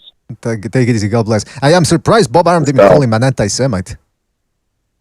You anti-Semite, you. Or threatened to sue him. Is my Bob Arum impression getting better or what? What you guys think? It's not. Sorry, man. It's, you got to do it more. It's got to be like this. What are you talking I'm trying, BDA. I'm trying my best. I know. No, but you're usually you're the best impressionist here, so don't. I am. Thank you. You can't get them all right. You can't get them all right. Right. Let's go. By the way, hit the like button, fellas. Hit the like. Hey, by the way, guys, imagine if Wilder knocks or ends up winning, and it's gonna be insane, man. It's gonna be absolutely. I told you. He's the Black King. He improved. What? He beat that wild boy. Somebody just sent me a text from that kid Hartman. He said something about the race war. You guys are gonna blame black people on the race war that happens over the fight. That's the race war. I swear to God, I was just seeing it. Yeah, I think I don't know if the kid's being a knucklehead. I literally just opened. I just like, wow, holy shit! These motherfuckers get way too emotionally invested in this shit. Yeah, I mean, look, at least we know that JD's won't come to Wilder's rescue if it comes down to it, right? That's like true. JD is a white guy. He's gonna be like, it's just a black guy getting beat up. Oh, come on! Now wait a minute. See, now you didn't. I'm just saying. No, listen. They talk about race war, but they're not looking at the corner. Did JD say anything today, brother? Hold on, real quick. They're not looking at the people that are associated with Wilder. I see a lot of white faces, man. I see a lot of white people there. Well, they try to calm on that, but no, I was going to say, I didn't see the whole thing. That's why I'm asking to recognize. What did JD say? Did he mention any of the cheating allegations? No, they ain't talk about nothing. Listen, the only person out of that camp that has talked about the cheating allegation is the tall, skinny, goofy-looking motherfucker. That's it. He's the only one. Everybody else is like... Who, Wilder? Yeah, of course. Who else mentioned anything? I didn't know if you meant his brother. I didn't know because he has a brother who said something. His brother is a nobody. He's irrelevant. His brother gets knocked out by bums. I mean, he's not no one of importance. His brother's a bum. That's what they used, right? Didn't they use his autopsy report quote? Yeah. His brother's a bum. Tay Jones is a weirdo. All those guys don't matter. They're nobodies in the grand scheme of things. Oh yeah, Tay Jones is it? Who's that boxer though? A lot of kids from Chicago. A lot of guys were trying to give him play too. So Asbury. Yes, that's the name, bro. That's the name. And by the way, I'm still trying to find the video. I'm going to post it at some point. Somebody talked about how Nicholas Asbury was the one that said that Fury supposedly was sparring with gloves with no padding. And somebody posted, it's a British dude on YouTube. He posted a couple of pictures of Asbury's, one of his last fights. And he's got the same crinkles on his glove, the same ones that they accused Fury of from the first fight. So, I mean, and it's the same gloves. They're the same MX Everlast gloves. So, I think they were the same MX. So, it just goes to show you, these people are all over the place. Real quick. He's a clown. Let's go to 561. 561, you're on the air. 561, what's on your mind? Yo, what's good, man? This is Black Chibi. So first off, I want to say, because I heard a lot of shit, especially a lot of racist things. All right, first off, I am black, but I'm going, and I do love your channel, no matter what. I don't really care about what these people got to really say. I'm going for Deontay Wilder, 110%. Not because he's black, but one of the reasons is because first off, he's American. I'm going for my country. That's right. Rip. And second off, what I'm going to say is, like, when I seen the press conference, because I seen it live in effect, I didn't see nothing wrong with him getting in his head or anything like that. Honestly, you feel me? When he said that nervous energy thing and all that, I've sensed that nervous energy in Tyson Fury. You know, I sensed it. Like, nobody wants, like, just to be honest, nobody wants to fight Deontay Wilder. Even if you say, oh, he can't fight, this, and that, would you want to fight him? Even if you was boxing, would you want to fight him? Like, be honest. Absolutely. Hey, Charlie's Absolutely. Why If not? I was a professional He makes a lot of boxer, mistakes. that's He makes the a lot money. of mistakes. You feel me? And then that's exactly why. That's exactly why And he's a he big tried to payday. duck him. He didn't want to fight him no more because And he's a everybody. big And then on payday. top of that, come on. All right, now another example. Okay, so and then and I'm just being honest, being 100% honest with you. With the whole Usyk thing winning, great win. I thought he did a great job. Would y'all really rather see Tyson Fury fight Usyk? You know how boring that fight would be? Do y'all really want to see that shit? No. Both of these, come on, bro. Like, how can y'all not go for the American? How can y'all not go I think for that would be a Deontay Wilder, who's knocking everybody out? Like, that's what we want to see. When the Klitschko brothers was in power, bro, when the Klitschko brothers was in power and everything, boxing got so boring, it was dying off. And no disrespect to the Klitschko brothers. They did a great job because I'm a real boxing fan. But now with Deontay Wilder and Tyson Fury, great showman all the way. Like, I love, even when he cheats and shit, I love it. Me even cheated Cunningham. I thought it was funny as hell. You know, can I say the color real quick? Hold on, fellas. One at a time, please. One at a time. I'm going to say why I won't root for Wilder. Okay? I'm going to say why I don't root for Wilder. I don't root for Wilder because he doesn't represent America good. He's a crybaby. He promotes the gay agenda. Okay? He's terrible boxer. I don't see how he promotes the gay. Hold on, man. Hold on. You spoke, man. You spoke. Bro. If you even look at already spoke, man. Tyson Fury is known to cheat, bro. You gotta let him speak. Caller. You know what I'm saying? And what he said, even when he felt like he cheated and everything, he said he's gonna go out like a warrior. Caller. I'm trying to tell you why I'm not rooting for Wilder. I'm not trying to also fought in the Olympics. This is what happens every time. Caller. He's still going on. Caller. Every fucking time. Every Wilder fan. That's what they do. Hold on. Caller. You gotta let Recognize finish, man. Please, Recognize. Go ahead. Okay. I don't. I'm sorry. My bad. First of all, I'm not rooting for Tyson Fury. He already beat his ass, so I don't care. He already beat Wilder's ass. So whatever happens in the last fight doesn't matter to me. Wilder will never, ever go undefeated. That will never happen. And I just, with that, as a boxing fan who loves the sport, I already proved when you guys were talking crazy, he's going to go undefeated. I said that will never, ever happen. He will get demolished. That already happened. Okay? The reason why I don't root for him is for the stuff that I just mentioned. He is a bad example. I believe he promotes the gay agenda. That's my opinion, and there's evidence to suggest that. I'm against that. Okay? I'm against that. Hold on, man. I don't care what Fury promotes. He's not my favorite fighter. Okay, I don't care about that. You asked me why you don't root for Wilder. Well, I just named the stuff, and he's a horrible boxer. He doesn't take the craft seriously to make himself a better boxer. So why would I root for somebody like that? And then he makes a lot of excuses. There's too much about him not to root for him. Okay, it has nothing to do with America. I'm from America. All right, just give me a better product. All right, let the caller respond, Recognize. Caller, go ahead. No, hands down, everything that the guy said, man, I can't do nothing but respect it. You feel me? Because just like a asshole, everybody got their own. Just like a asshole, everybody got their own opinions. You know what I'm saying? Like you, But my whole argument is this: like, I'm not even saying that, and I'm going to be honest with you, I'm not even saying that Deontay Wilder is the best heavyweight of all time. But even Deontay Wilder even said it. Deontay Wilder even said this shit. He said, "Listen, I'm not." He said, "I'm not going to say that I'm going to stay undefeated forever." He said this before. He said, "Because anything can happen in boxing." You know what I'm saying? And he respected that. And then you said that he don't. What did you say? You said that he don't take boxing serious. The craft series. He doesn't take the craft serious. Yeah. Bro, that's crazy that you say that he don't take the craft serious. You got to remember, like, the reason why he even got into this sport is to help his daughter and everything. And on top of that, I mean, like, look as much as he's been training for this fight. Because we all know for a fact that Tyson Fury's a motherfucker, man. I can't take nothing from him. Like, he's a great fighter. Like, 110%. You see how hard he's been training for this fight. Everything that he put in blood, sweat, and tears for this fight. I don't know. Maybe you're right. Maybe I'm just a Deontay Wilder fan. I just love his struggle. I just love everything about him, man. You feel me? Like, I love that punch knockout.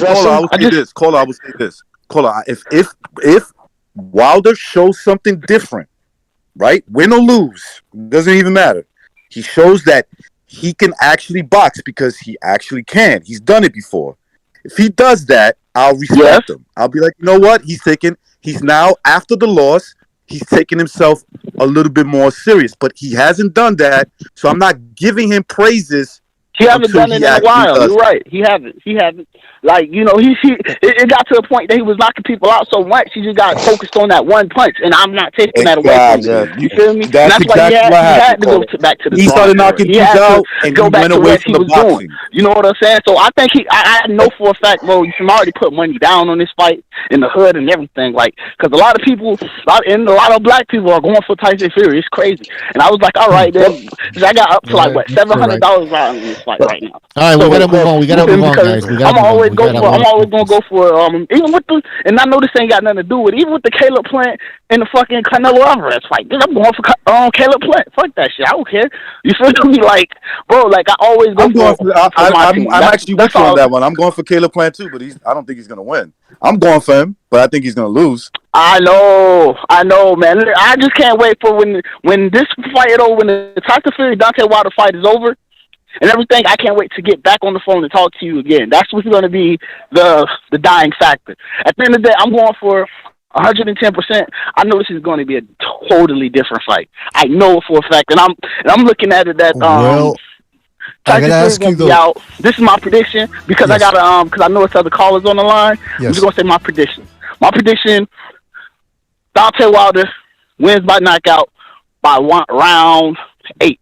Round 8. Once he gets the gist of him, once he gets the gist of what Tyson Fury is doing, you know what I'm saying? I think he's gonna end up catching that one stop punch. And that's my prediction. All right. Listen, Black Chibi, thank you for your call. Thank you for your prediction. Get his name for the prediction. Black Chibi, he said. My name is Black Chibi. I also got a YouTube channel if y'all like anime and shit like that. You feel me? I make anime skits and shit, you know, some funny shit. If you guys Is it sexual? Is it erotic anime or?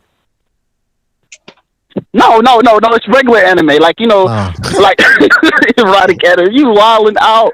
Nah, it's regular anime skits, like, you know, just talking shit about anime, and then just, you know, like hood skits, you know, shit like that.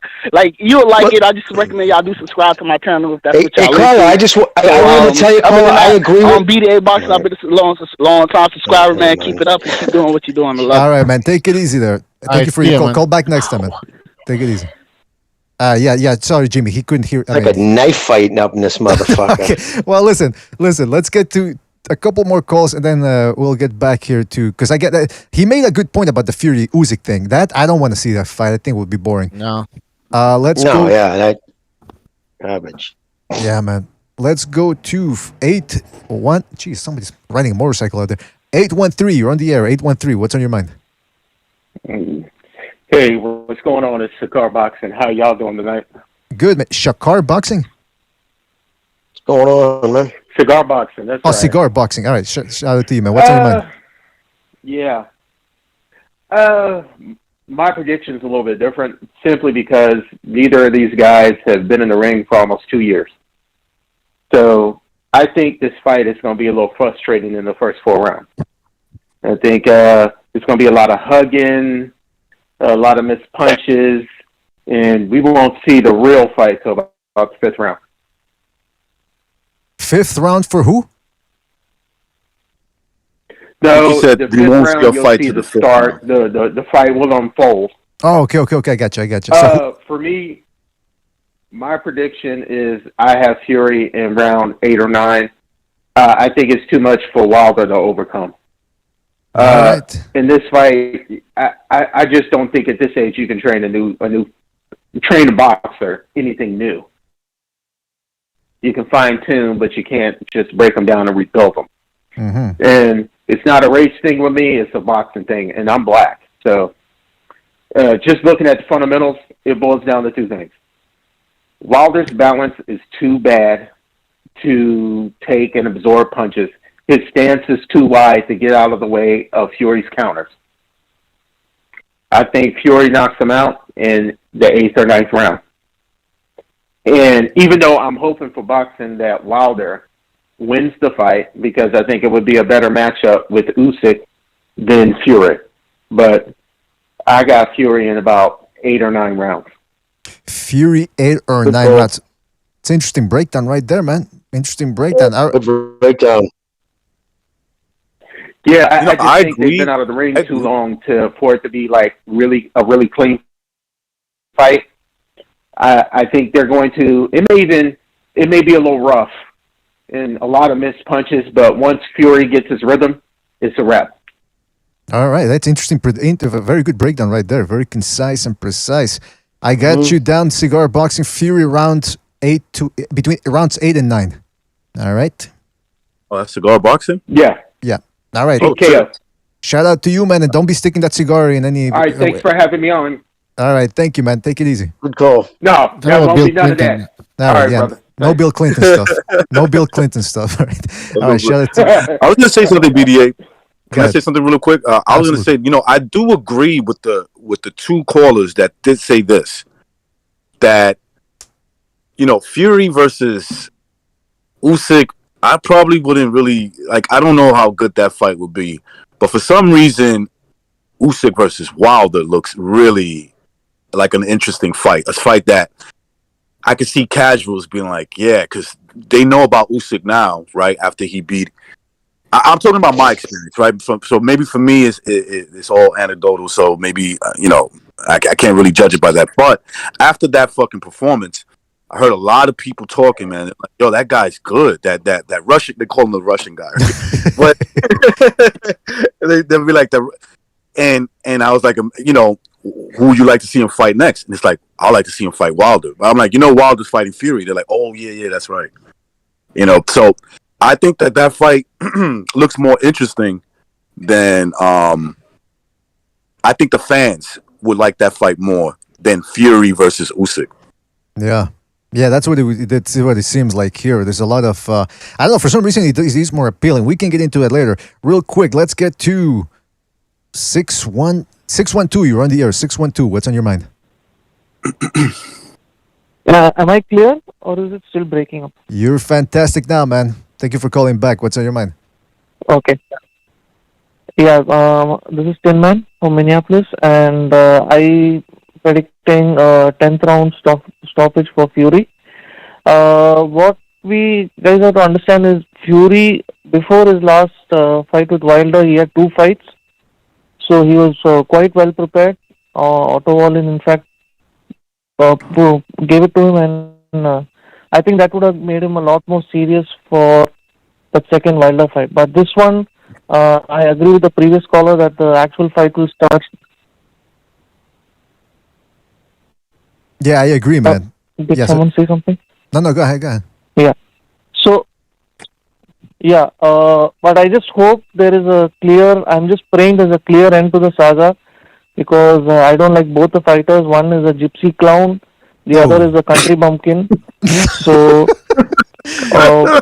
I hope at least there is a definitive result. But I'll always go with this. I think Tyson Fury has just proved he's just a superior boxer. So, yeah. And If Tyson Fury gets knocked out, at least the world will be relieved with his jabbering and his father's jabbering for a few months. And if Deontay Wilder is knocked out, I hope he takes his entire Wilder clan to Alabama and they go fishing and do some barbecue or something. All right. So that's my prediction. Pretty good prediction right there. All right. Thank you for your call, man. Call back next time. Tipsy Cloud. Yeah, this guy, he always has the best. Well, something's funny too, dude. Right? If he does go out there and catches a gypsy fade, he gets taken out. Oh. All these dudes on fucking YouTube and shit. It ain't even about boxing, man. I'm riding dice, my man, forever. You know, but they don't use man. But you know what I'm saying? They're gonna fucking forget about him. Like you watch, no more videos be made about him. I'm saying if he goes out there and gets faded out, really, what are they gonna say? I'm just saying, you watch all that shit turns right on him. Yeah, they're gonna move on to 10 games, man. I still haven't made an official prediction, but so far I'm leaning towards Fury. Obviously, he beat him the last time, so absolutely. I want to see them at the weigh-in. You know, right now I'm paying attention to the odds. It pretty much looks the same. I think Fury's somewhere roughly around a 3-1 favorite. So I'm leaning. I'm gonna wait for the weigh-in, but I'm leaning obviously toward the guy who won the last fight. All right. Well, listen, let's get to 757 here. Makes a lot of sense, man. It's recognized. All right, 757, you're on the air. 757, what's on your mind? Hello? 757. Is this thing working? What is this, Bob Arum? Giovanni, I think we are on live. Hi, everyone. How you doing, man? Hi, Bob Arum. No, this is not Bob Arum. This is Glam Squad. We're the designers of Deontay Wilder. Oh, these are designers. Yeah, these are the designers. Yeah, okay. How you? Oh, hi. Kelly Finkel. Hi. Is this recognized? Oh, my God. Yes, sir. How are you? I'm a little creeped out, but I'm doing good. How you doing? Call me ma'am. But I wanted to say to the other gentleman, calling Deontay Wilder, not Dante, Deontay. He is the fabulous best heavyweight of America. Okay? So get it right. Okay, sir? Hey, by the way, Deontay Wilder fights for you. Deontay Wilder fights for your rights. Am I correct? Deontay, look, listen. Silently, we cannot talk about it, but just put it this way. He's got our back. Yes. I thought you were going to say he has our back. Oh. Literally. All right. Hey, all right, G Boogie, what's your prediction, man? Come on.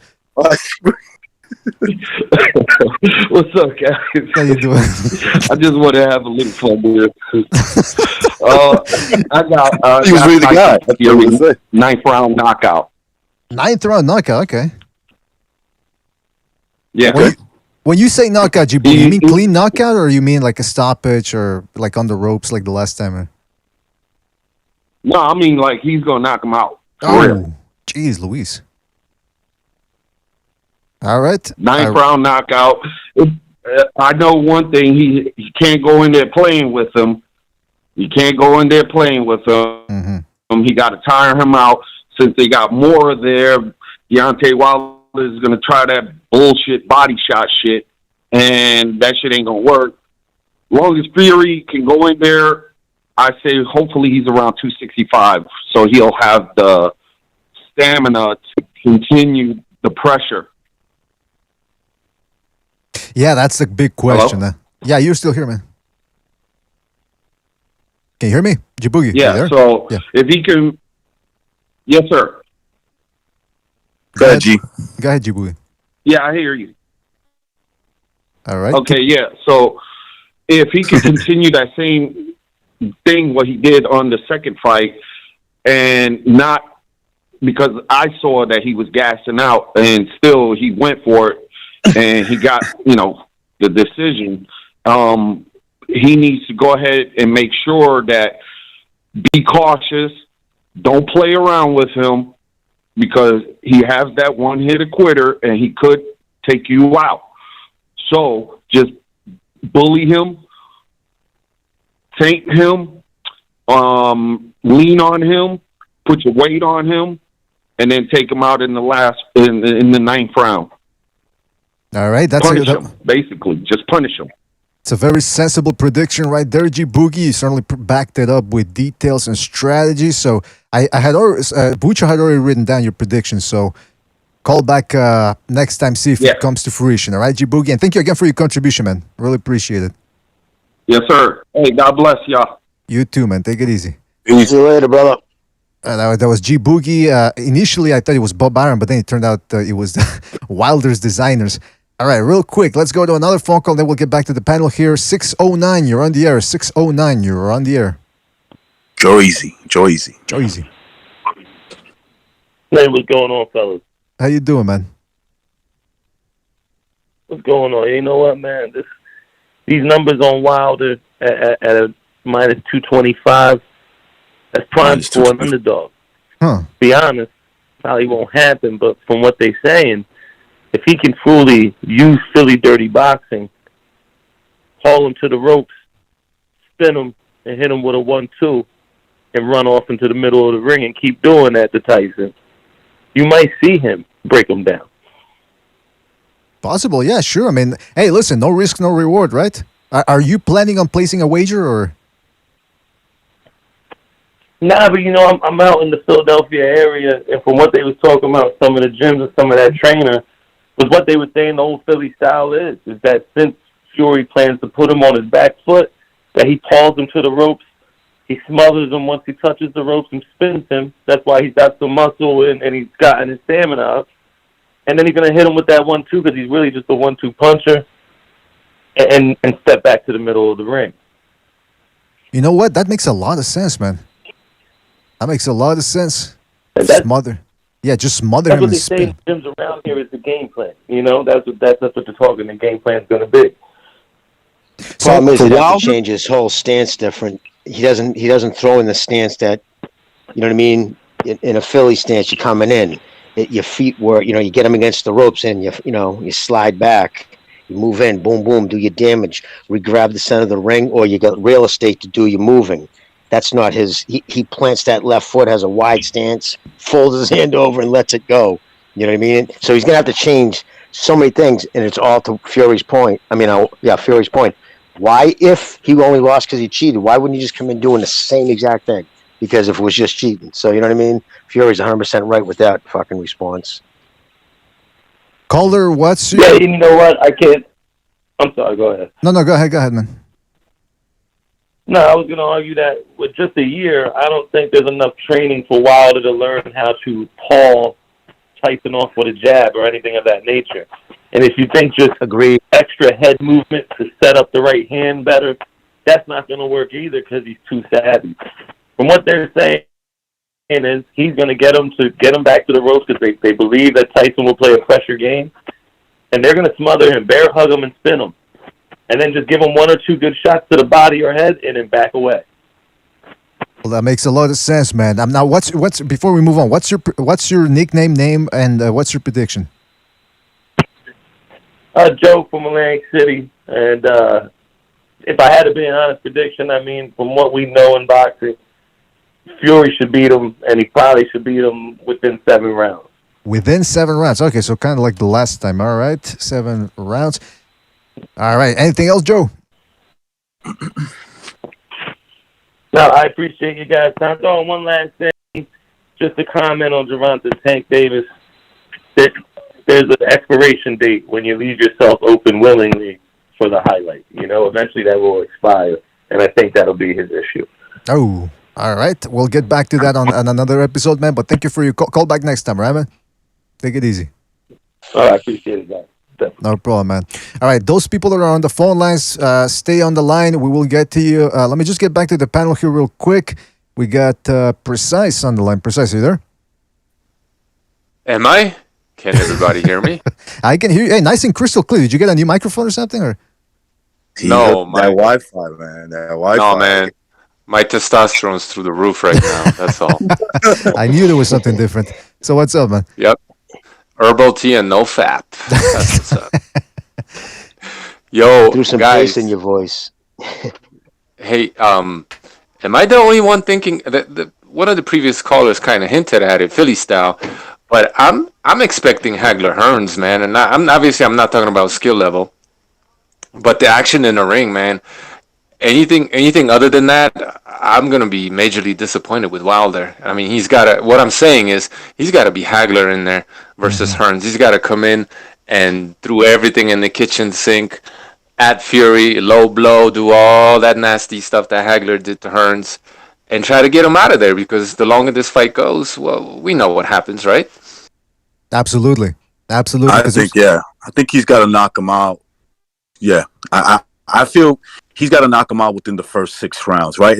And what I mean by that is he can't be getting beat up in those 6 rounds, because he's just going to make it worse. We already saw him get beat up in the second fight, you know, like in the first 3 rounds, and then the 4th round got worse, and then the 5th.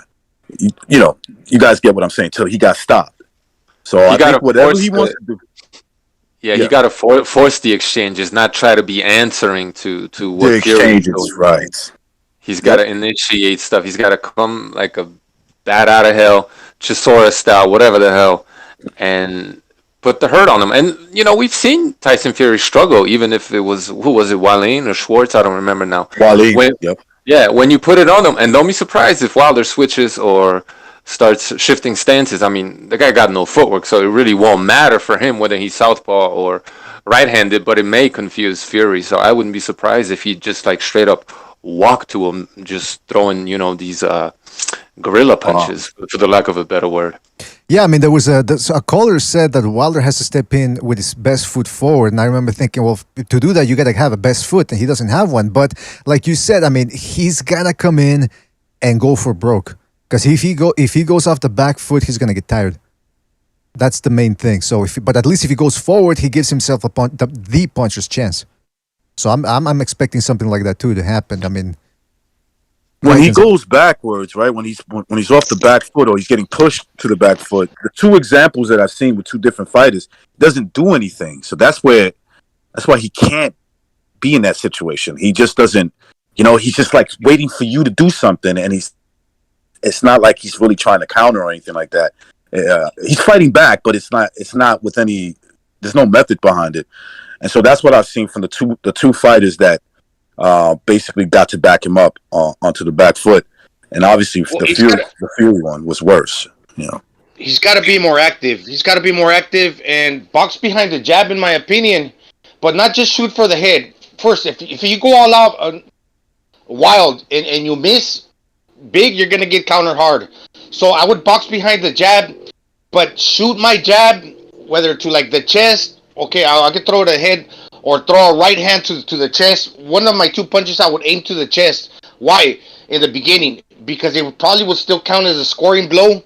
But at the same time, if I miss to the head, I'm still keeping them at bay by holding them off to the chest with one of my punches, keeping them at distance. And it's easier to hit the chest while I practice on getting my timing down. And as soon as I start narrowing my punches to the target, then I start shooting hard to the head. But I got to keep him at bay, and because if I miss big, he's going to counter me hard because I'm going to lose my footing.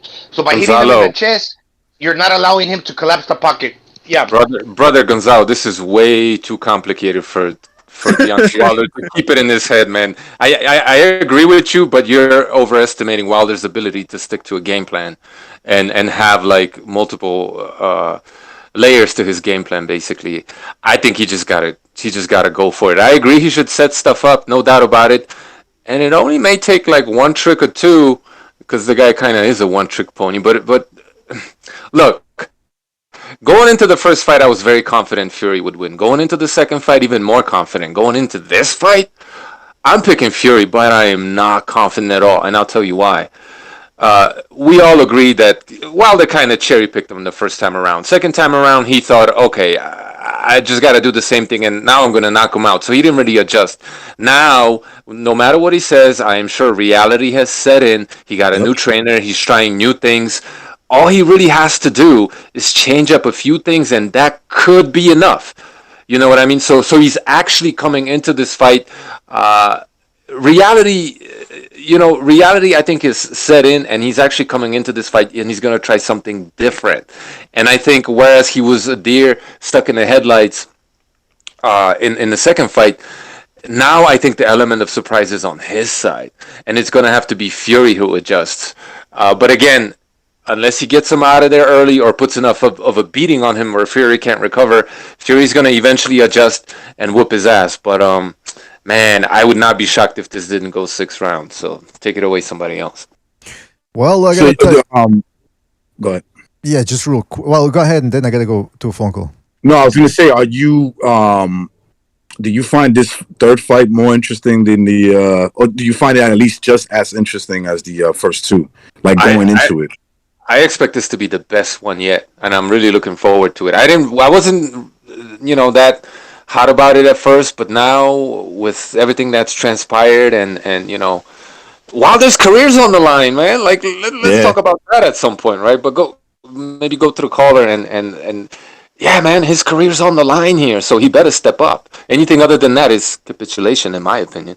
That's right, man. Yeah, I mean, he says he doesn't care, but he does. Otherwise, he wouldn't be taking this fight. Let's go to. Well, he just mentioned retirement too, and anytime a fighter starts saying their mind there, their body's not far behind it. And I wanted to say never mind. Take a caller. You just said you were taking a caller. Take him. All right, 215. You're on the air. 215. What's on your mind? Hello? Yes, 215. You're on the air. What's on your mind? I just want to ask a question based on why you guys believe that Tyson Fury didn't cheat it. Tyson, why? Why? No evidence to suggest that, because there's no evidence to suggest that he did.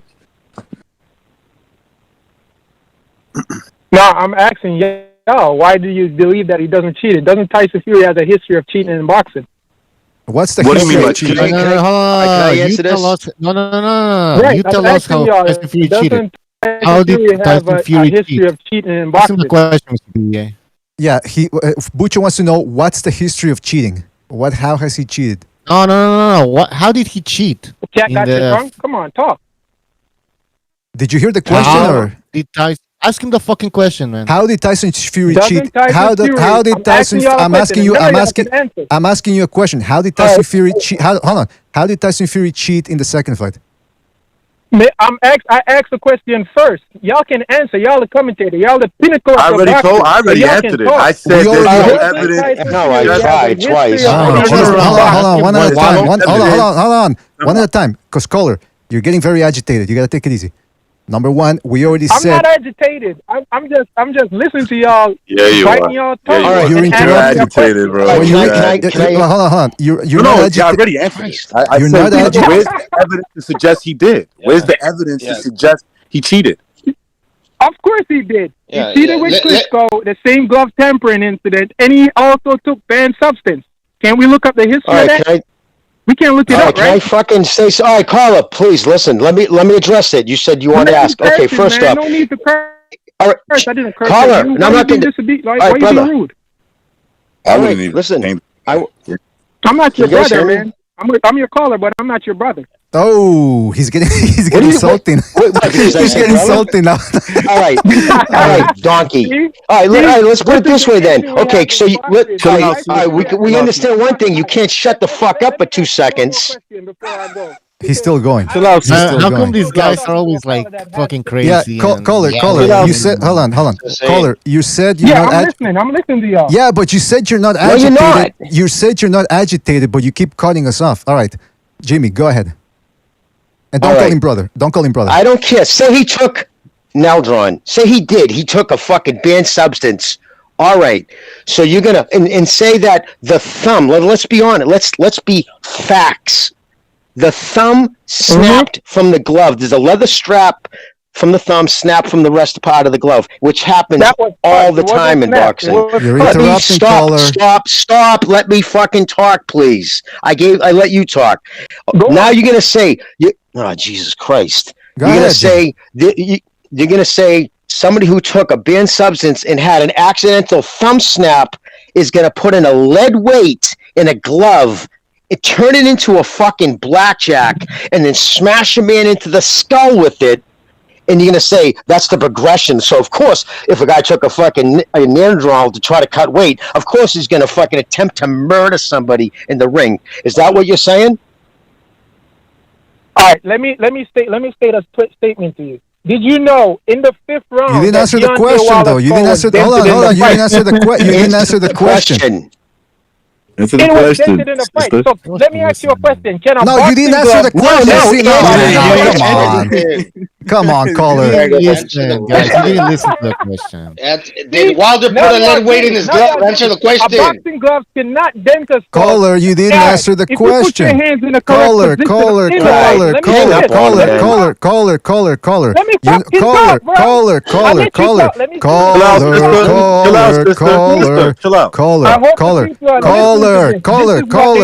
I'm just gonna talk over you, man. If you don't let me talk, caller. We can't argue. You're not arguing in good faith because you said answer my question. We did. Then when Jimmy asked you a question, you go, well, let me answer your question with a question. I'm not asking you a question. I'm stating a statement. You're making and a you're statement. Not letting me finish. No, you're not making a statement. You're asking a question. Now answer Jimmy's question. Jimmy, repeat the question. Jimmy, repeat your question just so the guy can hear it. The boxing glove. If you have on a boxing glove. Caller. Hold on. Jimmy's gonna ask you the question again. Jimmy's gonna ask you the question again so that you can answer it. Jimmy, go ahead. I don't want Jimmy to ask me no question. Then why are you here? Here? Just to make a statement? Okay, then you made your statement. Then you make. Oh my God, this guy just loves to talk and talk and talk and talk. And no, you're trying to do damage control. Caller, you say you're not agitated. You won't let anybody talk. You keep talking over people, man. Come on. It's not agitation, but you're cutting me off. Let me finish. No, because you won't answer a question, man. Come on. You're not arguing in good faith here. Why should I answer a question that is putting me on the spot because Jimmy said so? Who is Jimmy? So then why should we answer your question? Hold on, caller. Then why should we answer? Hold on, caller. Why should we then? Why should we listen to you? Why should? Hold on. You don't want to answer a question, but we should stay here and listen to you pontificate, and throw out slanderous accusations. That's what we're supposed to do. My question. Yeah, we did. Recognize, answered it 10 minutes ago, but you keep interrupting. We can't talk to you, man. We can't talk to you because you won't answer questions. You just admitted you don't want to answer questions. You just admitted that you don't want to answer Jimmy's question because for some reason you don't know who Jimmy is, so therefore you can't answer his question. I don't know what to do with you, man. I let you talk for as long as you could. You won't answer any questions, so we have to move on. We have to move on then. We have to move on. You can cut this off because I know your YouTube channel is 10 minutes before the call, so you can edit this out. Because we don't edit the episode. We don't edit the caller. You know our show. I know you're going to edit it out. I know you're going to edit it out because you guys are doing damage control. Caller. Fury is a thief. Caller, please. He don't edit. Caller, if you put your hands caller, you're getting agitated. The glove cannot bend. Caller, you're very agitated. You need to take some sort of relaxant, muscle relaxant. You need to take some Ambien or something to keep down. Smoke some weed. You know what? I know you probably know somebody that sells weed. You probably know somebody that sells weed. Go get some of that ganja. Go get some of the ganja and take it easy. Now, let me also say this. We don't edit shows. It's a 3-hour show sometimes. You know how long it takes to edit a fucking show? That's like putting the exact same amount of blueberries on all the muffins we make in the store. That's insanity. That's number one. Number two, anyone that listens to this show knows that we don't edit it. So number three, you're casting out, again, lies. Just like you're throwing out lies about Tyson Fury. Everything you're saying is a lie. So here's what I'm gonna do. Since you refuse to argue in good faith, and all the fake laughter in the world is not gonna get you out of this one. What we're gonna do is we're gonna move on. When you relax and be able to play like a good little boy, we'll get back to you. All right, my friend? Take it easy. I'm not your boy. Yes, you are my boy. You're my little boy. All right, now let's go to 559. Because hopefully this one goes a little better. 559, you're on the air. 559, what's on your mind? Jesus, I don't even know what the fuck to say now. Well, listen, do your best, man. Go ahead.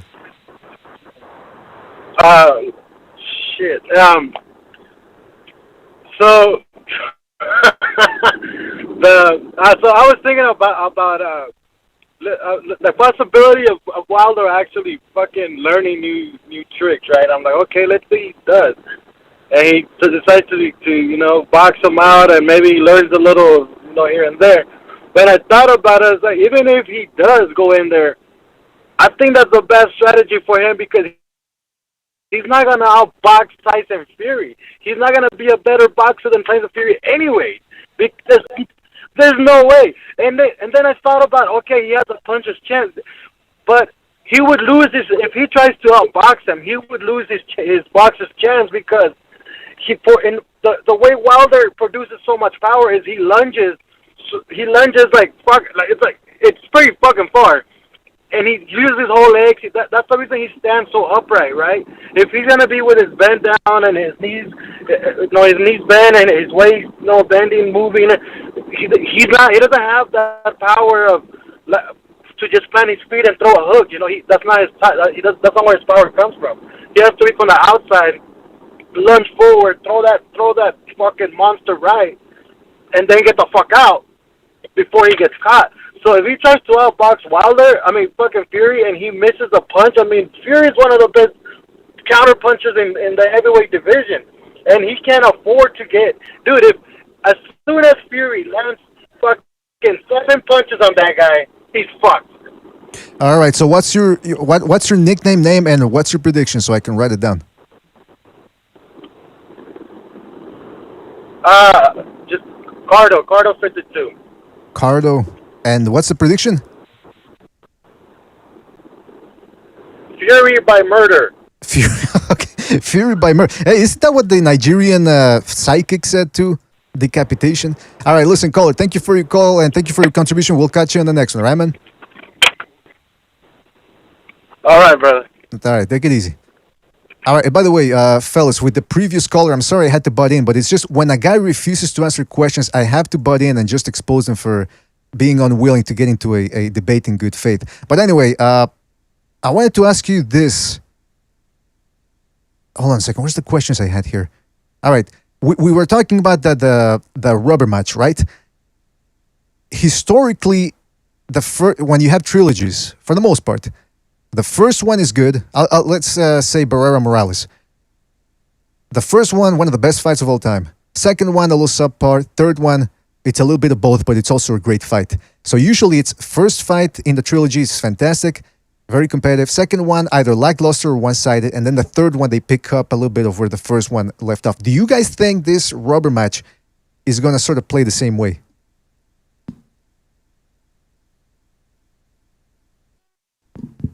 Can you guys hear me? Hello? What the fuck? Yeah, hello. Oh, shit. Can you guys hear me? Testing 1, 2. I seem to have. Oh, yeah, sorry. Can you guys hear me? Yeah. Yeah, All right. can you hear me? Yes. Sorry about that. Yes, for some reason there was glitching over here. All right, so did you hear my question? Yes. Yeah, Yes. recognize So about the rub- answer. Yeah, and I was saying that, Precise made a really good point about Wilder. This fight is super. If it's a guy that has a lot to lose going into this fight, would be Wilder. And I'm not saying Fury doesn't have a lot to lose. Obviously, yes, he does. He wants to be champion. He's got that whole thing going on. But because of that, this fight might be the best one. I'm expecting that Wilder's not just going to sit there and get a beating like that, like the last time. I think there's going to be more resistance from him, even if he gets knocked out on the shield. Either way, I think that I believe he's going to bring it. And even if that causes him getting knocked out early or getting hurt early, whichever way you want to, whichever way that scenario plays out, I believe it's going to be the better fight out of the two fights that they already had. This fight reminds me, let's say, okay, who was going to fight, but then the fight got canceled like 2-3 times? Was it Postal Ramirez? And then Postal Ramirez later, when he fought Postal, that was such a close fight that you could have said if they would have fought the first time around, maybe Ramirez would have brought better energy.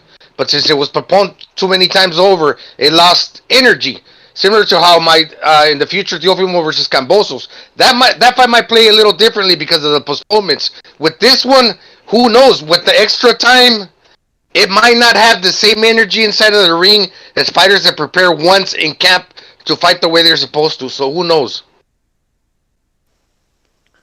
Isn't it that in order for the third fight to be a rubber match, they have to go 1-1 in the first two? Whatever the case may be, my point is this: Wilder has to beat him in this fight, and then he has to beat him in the fourth fight to even begin to prove that he's the better guy, right? And if Wilder loses this one, he doesn't have a belt, and he's very, very dangerous. No one's going to want to fight him. So, his ass is on the line here. He has to win this fight. I can't imagine him trying to come into this one and try to do the same stupid shit he did in the first or the second fight. This has to be an exciting fight. I just can't see it any other way. Yeah, forget about the theatrics, because he's not Mike Tyson, and that is already over. That era where you intimidate a fighter so much that he's not gonna fight you when it comes to the actual fight because he's scared out of his mind. No, we've already saw, and that was like a special character, Mike Tyson. He can't do that. He's got to bring something else because that's played out. We'll see the energy that it brings in the walking and everything.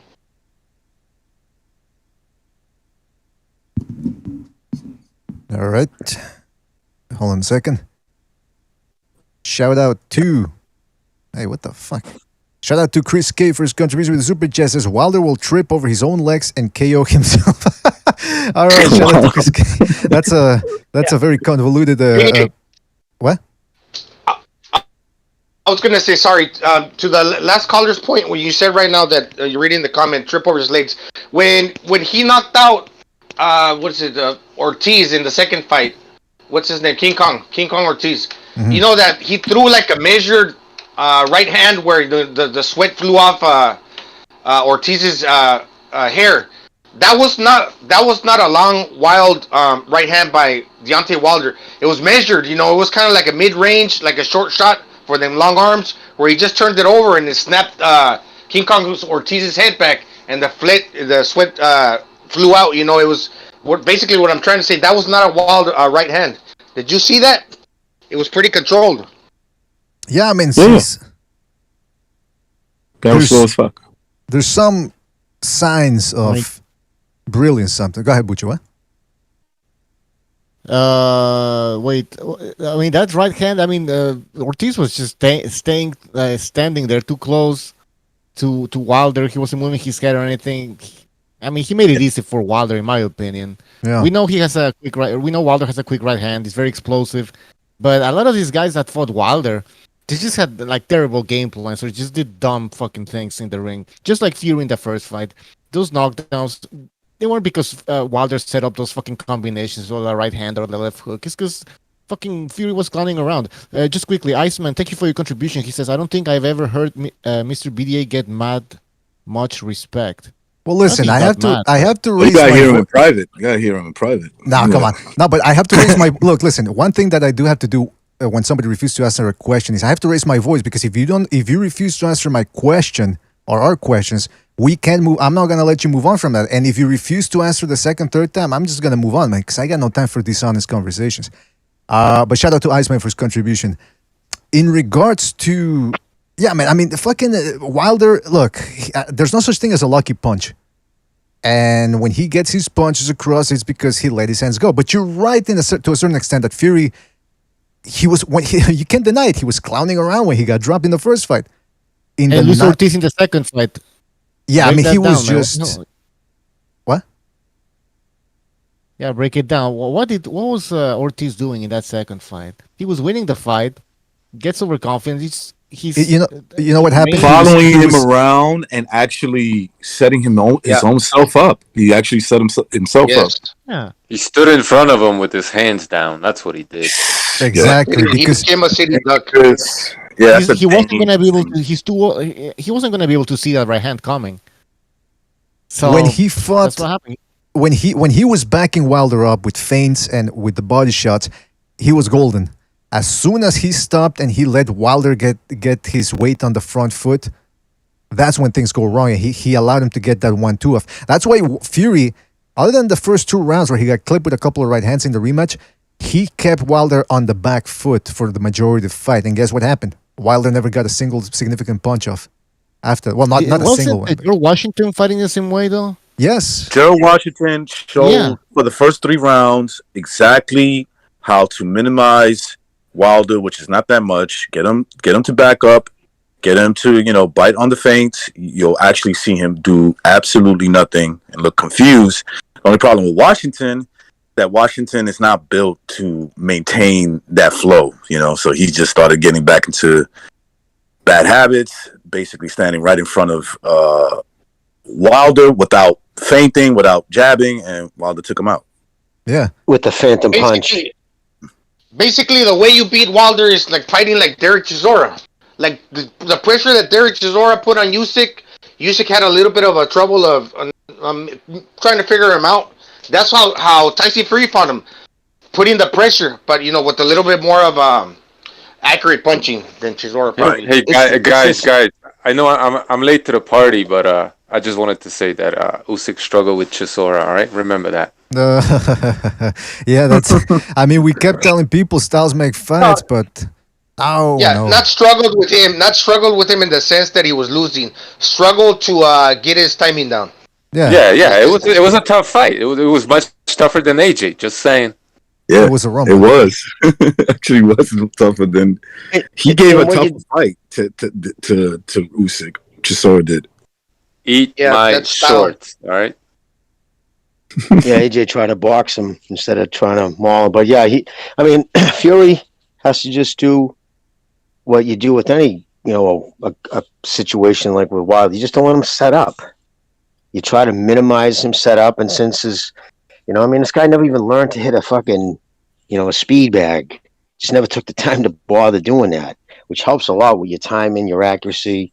It's not just for, who can hit it the fastest. So, I don't know. He would have to change a lot of things. I think he'll buy it the feints again. You just can't let him set up. Just don't let him get into that fucking long stretch and trying to catch him out at the end of punches. That's right. He's that stay too far out or too close in, because if he gets in that, in that in between distance, and he's too close. Wilder starts ever see him do that when he throws those punches. He's leaning back with his back. It's crazy. You see him try to do that because he knows he has to. He's always trying to get everybody at that last extension of his elbow. The whip of his punches, Yeah, the thing he's gonna be in trouble. He doesn't have. Go ahead, video. Fury's gonna be in trouble if he goes forward and then starts getting tagged with things he doesn't see. That's what's gonna make him think, oh shit. But I don't know how likely that is. But go ahead, Gonzalo. What? Yeah, you hardly see. Then again, I don't know. This is only speculation, but you hardly ever see Deontay Wilder working the heavy bag. My belief is, I know Rick and I spoke about it before, he's got titanium in his hands, or his right hand. So we know he's got power in the right hand, but he's never actually developed the other punches because he's not punching the heavy bag like a George Foreman would, where he's compacting the wrist from the hand to the shoulder, where he's practicing the punch, to land as compact. But we know he's got power in the right hand because he's probably got titanium, so he very seldomly hits the back, but he works on the mitts because the mitts are cushy. They're fucking cushy. And he's just catching shots while the trainer feeds him the pad. So at the same time, he's not practicing how to punch hard with his other combinations, with those other punches. Absolutely, man. Yeah, it's combination punching, something you don't really see from these guys. They're just way too big. And Wilder, technically... And it's not just his boxing. He does the same thing even with weight training. Clearly, he doesn't train his legs. And that's the hardest body part, because you got to really put the most, Hey, but he can bench press. Legs. But he can bench press, man. See, he skips leg day. But he can bench press.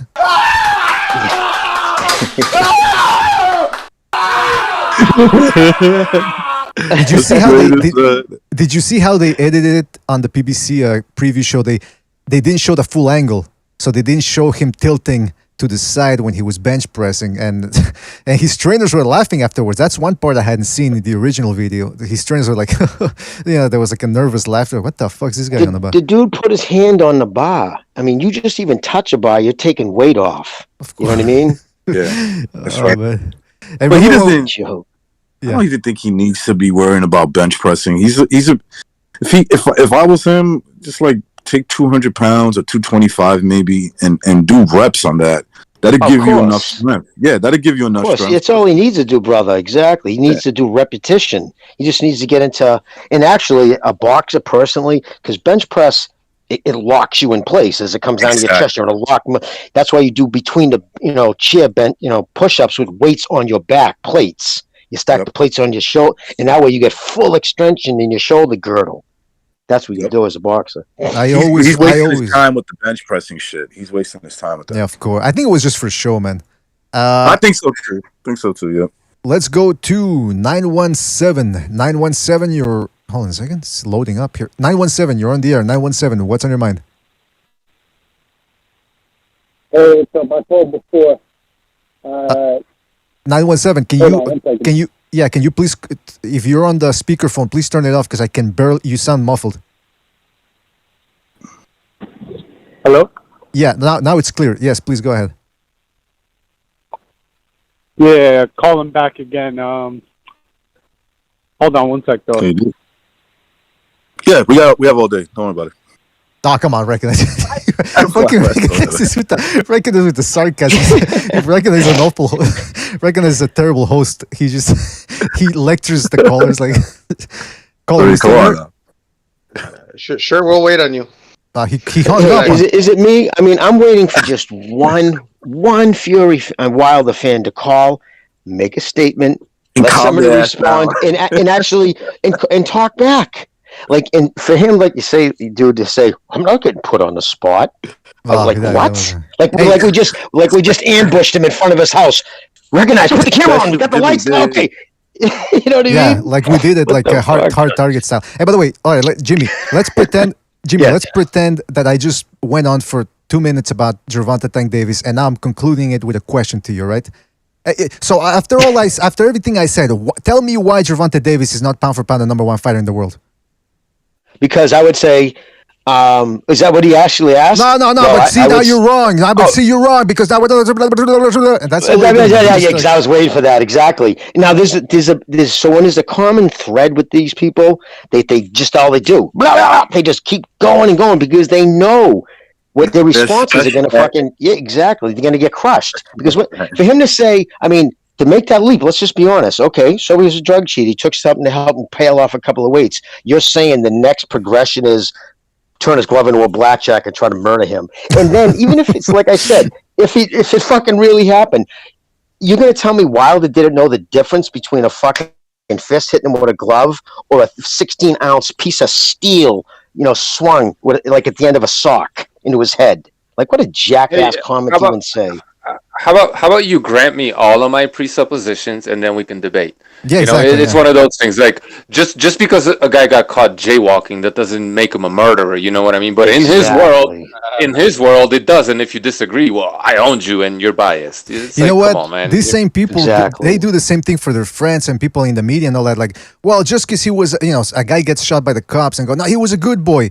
What about his criminal record? Nah, that was all the system putting him down. Oh, okay. In that case, the criminal record doesn't make a lot of sense. But it says here he used to beat his baby mama. Exactly. Yeah. It says he put a gun. You can't hold that against the man. You can't hold him against him. It says here he put a gun to a pregnant woman's belly. Nah. Anyway, listen. Let's go back to let's go back to the phone calls here.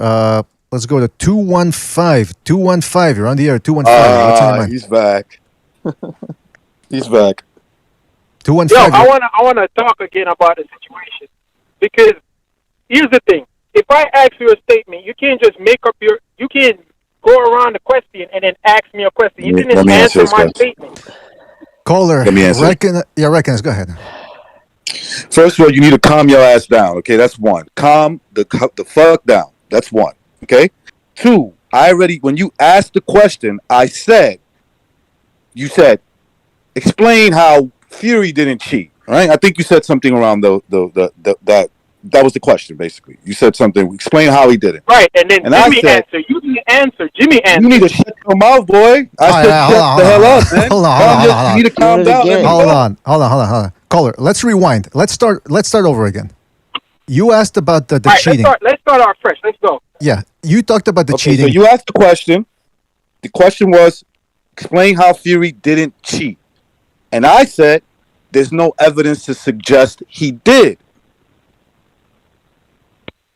Does that make sense? You said there's no evidence to suggest that he cheated, Suggest but I'm that he stating cheated, on the yes. fact that I'm stating on the fact that how can somebody dent somebody's skull with a boxing glove? That never happened in history before. And furthermore, how can you put your hands in the correct position and the gloves operate in that type of manner? As when Also, he was- Hold on. Let him finish. Let him finish. Let him That's what finish. I'm Let him saying. finish. Let him finish. Let him finish. Go ahead, caller. I thought he did. Right. Yeah. So Hey, I was I want to say, thinking, how can I can say you something real have a quick? Hold on, boxing caller. You said something, and then your argument relies on this. So if I debunk it, it's over. You got to give it up if you're intellectually honest. Look, Nonito Donaire dented in Montiel's skull. Go watch that fight. It looked exactly the same like what happened to Wilder. Dented it in with one punch. Argument over. It's a hematoma. There was no actual you still skull didn't answer the fracture. To second dent. question. All right. You see, But that's wait, what he I'm just saying. gave you How can an the glove example. bend in that manner? If you put your hands All in a right. proper But position wait, with he the just glove, gave you. right? Hold on, fellas. How Hold can on. the glove Fellas, hold on, bend please. in a 50-degree angle? Okay. Now we're on to the glove thing, all right? But you gotta right. Precise brought up a good point, right? But Precise brought up a good caller, please. Precise brought up the good point about the dent. First of all, you can't dent bone, as far as I know. You can break bone, but yeah, and like Jimmy said, break This it. fucking dented, You can break guys. it. You can It's break in the it. fifth round on the PBC. Caller, If you watch please. the PBC fight Caller, on caller. the fifth round, I'm his really skull is trying dented. here, man. You can clearly see it. I'm really trying. You need to calm down, man. Calm down. You can't. He didn't. He Calm your didn't ass dent down, bro. his head. He received a hematoma. The knuckle imprint in his head. It was the swelling around it to make it look like. Carla, why are you ignorant? Why are you ignorant, dude? Stop talking when people are talking, man. Caller, somebody brings up He a needs point. to prove that Wilder. He needs to prove that Fury cheated. It's not the other way around. Okay. You know who said he didn't cheat it? The Las Vegas, Nevada What are you talking State about? Commission. If his The glove, state if his hand commission. is bending in a 50-degree angle, JD's watched he him. cheated. JD's watched him. Man, if you would shut up, just let me speak, All right, man. hold on. Recognize. Hold on. He keeps saying the cheat. We already talked about now the bone thing dented. That's not true. He didn't dent his skull. It was a hematoma. Number two. Number two. Caller, please. Caller. No, because you keep interrupting, man. I'm really trying here. I'm not raising my voice. I'm not interrupting. But we talked about the Tell me first. when I can talk. Okay. Tell me when I can go I ahead will and tell say you. something. I will tell you.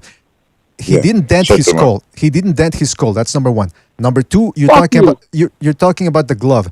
Fuck you too, You're bitch. talking. All right, hold on, please, fellas, please. The glove. The glove was in the glove was in the first fight. The glove was slipping off. The glove was slipping off. He was in the first fight. He was trying to put it back. Even the referee was trying to help him. I don't know what the heck was going on, but other fighters, including caller, you told me to let you know when I was finishing. You're interrupting me, man. Yeah, shut your mouth up, man. What part of that you don't understand? Sorry, go ahead. Yeah, go fuck off, bro, and let the man talk. Listen, Stop bitching and let the man talk. All right, recognize, please. All right, Please, shut just up, leave him bro. alone. Shut up. Let me take care of this, please. And go smoke that weed you're smoking on. All right, I think you need a That's little what weed. you need to do. Let the man finish. Me and the man having a conversation. Oh, Let the jeez. man Listen, talk. fellas, I can't do this, man. I can't do this. I'm getting a headache over here with standing between you two. It's like watching my parents argue again, and somebody's throwing spaghetti in the wall. Yeah, just leave him alone, Ray. Leave him alone, recognize. You know the guy don't like you already. All right. Yeah, I know he does that. You're right. Go ahead, man. All right. I already thought. All right, so the dented bone, that's not true. You can't dent bone. Number two, the glove, that was in the first fight. That was in the first fight, and people have already said that there's no advantage to having a glove that's slipping out of your hand. There's no advantage to doing that, and he was actually trying to. He was trying to put the glove back on. Even the ref and Ricky Hatton, they're trying to put it back on because there was something wrong with the glove. I don't know how that happened. It's rare to happen. Also, when it comes to floppy gloves, watch Muhammad Ali versus Ken Norton. Watch the three Norton fights. Watch his fight with what is inside of the glove for it to perform, for it to bend. So you're saying he had. So you're saying bend in that manner. Your hand can't bend in that manner because you're going to break your ulna. So what type of weight is inside of the glove? Yes, it can. Of course it can. Yes, it can. Of course it can. So you're I'm saying, doing it right now. I'm just- looking at my hand, doing it right And now. if It Ricky can Hatton bend is that pulling way. his gloves up, right? If Ricky Hatton is pulling his gloves up in the fight without the referee's acknowledgement, that's illegal. I just want to get this straight. No, it was the referee and Ricky Hatton were doing it at the same. The referee and Ricky Hatton. How, Hey, BDA, how come? Ask him how come the guy who's invested tens of millions of dollars into Wilder's career? How come Shirley Finkel? How come nobody in his camp said boo? How come the fucking NASDAQ investigated it and threw it out? Said it's a joke. This is ridiculous. How come nobody in the industry who has an ounce of credibility echoes it? How come just sycophantic Wilder fans claim this cheating?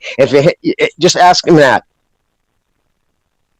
How come when Margarito and answer a question with a question. Cotto was going through the same thing, Cotto had to take the same step that Wilder did. Even when the whole boxing community was against Cotto, he had to take the They same never proved, step and they still never proved Margarito that cheated. Deontay Wilder did to actually win. It's the same thing. Caller, and they throw caller. him another bone Hold by on, giving him the third fight. Caller, the first caller, fight I call- had, honestly, the first fight I had Tyson Fury win that first fight. But when I went back and watched the gloves performance, I'm like, nah, this man cheated. Hold on. So Everybody this is knows okay. from Caller, your caller, box, caller, you caller, cannot caller, bend your please, hands like caller. So this, just to get this straight, he put something in the gloves in the first fight. You're saying? The both in the first and the second fight, All right. because you cannot dent that man's skull like All right, that. well, it hold on. doesn't. He just got done telling you. Didn't you hear him? He just explained you don't dent a skull, you get a hematoma. He's a dust head. He doesn't understand what you're saying. You can't. You can't bend bone. You can't dent it. You can Dent break fuck it. You can. Yes, you can. Yes, you can. BD8, post a picture I put in Discord. It can happen. You're not denting the bone. You're breaking it, and Breaking it's it, caving in. exactly. You're shattering the skull. Deontay Wilder's throat is dented. Y'all know point this. I'm You see, every time we win, Jesus y'all Christ. play catch up and put the goalposts different. All right, we got This you. is We a got you. dust head, man. We got you. Okay. So precise. Even What's on your? October 9th, let me finish this one and then I'm out. Even on come on. October 9th, the reason why they put You're the out. fight on October 9th is because of Leif Erikson Day. And the reason why is because at the same time when the Vikings came to America to take the land from the Americans. Boxing is racist. It's the truth. Oh man! It's a All fact. right. Here we go. October 9th. Thanks We for was People Mike who are King. back on your channel, look up October 9th and look up Leif Erikson Day. This dude's Y'all a gonna see why they put customer, the fight man. on He's a Leif Did he Erikson just Day. really It's go to actually the a holiday Yeah, for the the people in racism. Yeah, Europe. it's And he's They still racist. going. celebrate it today. And he's still going. And he's still going. You know I'm how to out, get guys. this guy Y'all have a from good one, man. I hope the people wake caller, up. caller. You got to rewatch Ali versus Ken Norton. He hung up. Thanks, brother. He hung up. Thanks. Hey, by the way, did you notice Can I every time? explain something real quick? Did you notice that every? Jeez, the sound effects all over the place. Did you notice that every time he said, "Let me know when you're finished," and I go, "Okay." And he interrupted me 3 times before I told him I was finished. I mean, you can't have a conversation with a fella like that. It's impossible. Also, the other thing I wanted to tell him before he left, I think I know why he left, by the way. But before, if you're still listening, which I hope you are, Ali Norton, the trilogy. Watch Ali versus Larry Holmes. Watch Ali versus Shavers. The glove is flopping all over the place. You don't think in the 1960s. You don't think in the 1960s. Yeah, he is. You are a nice guy. You don't think. You don't think. That dude is a certified dust You head. don't think in the 1960s. You don't think in the 1960s. I know a when there was- dust head. I know a customer. Can you guys when hear I me? By see the way, one.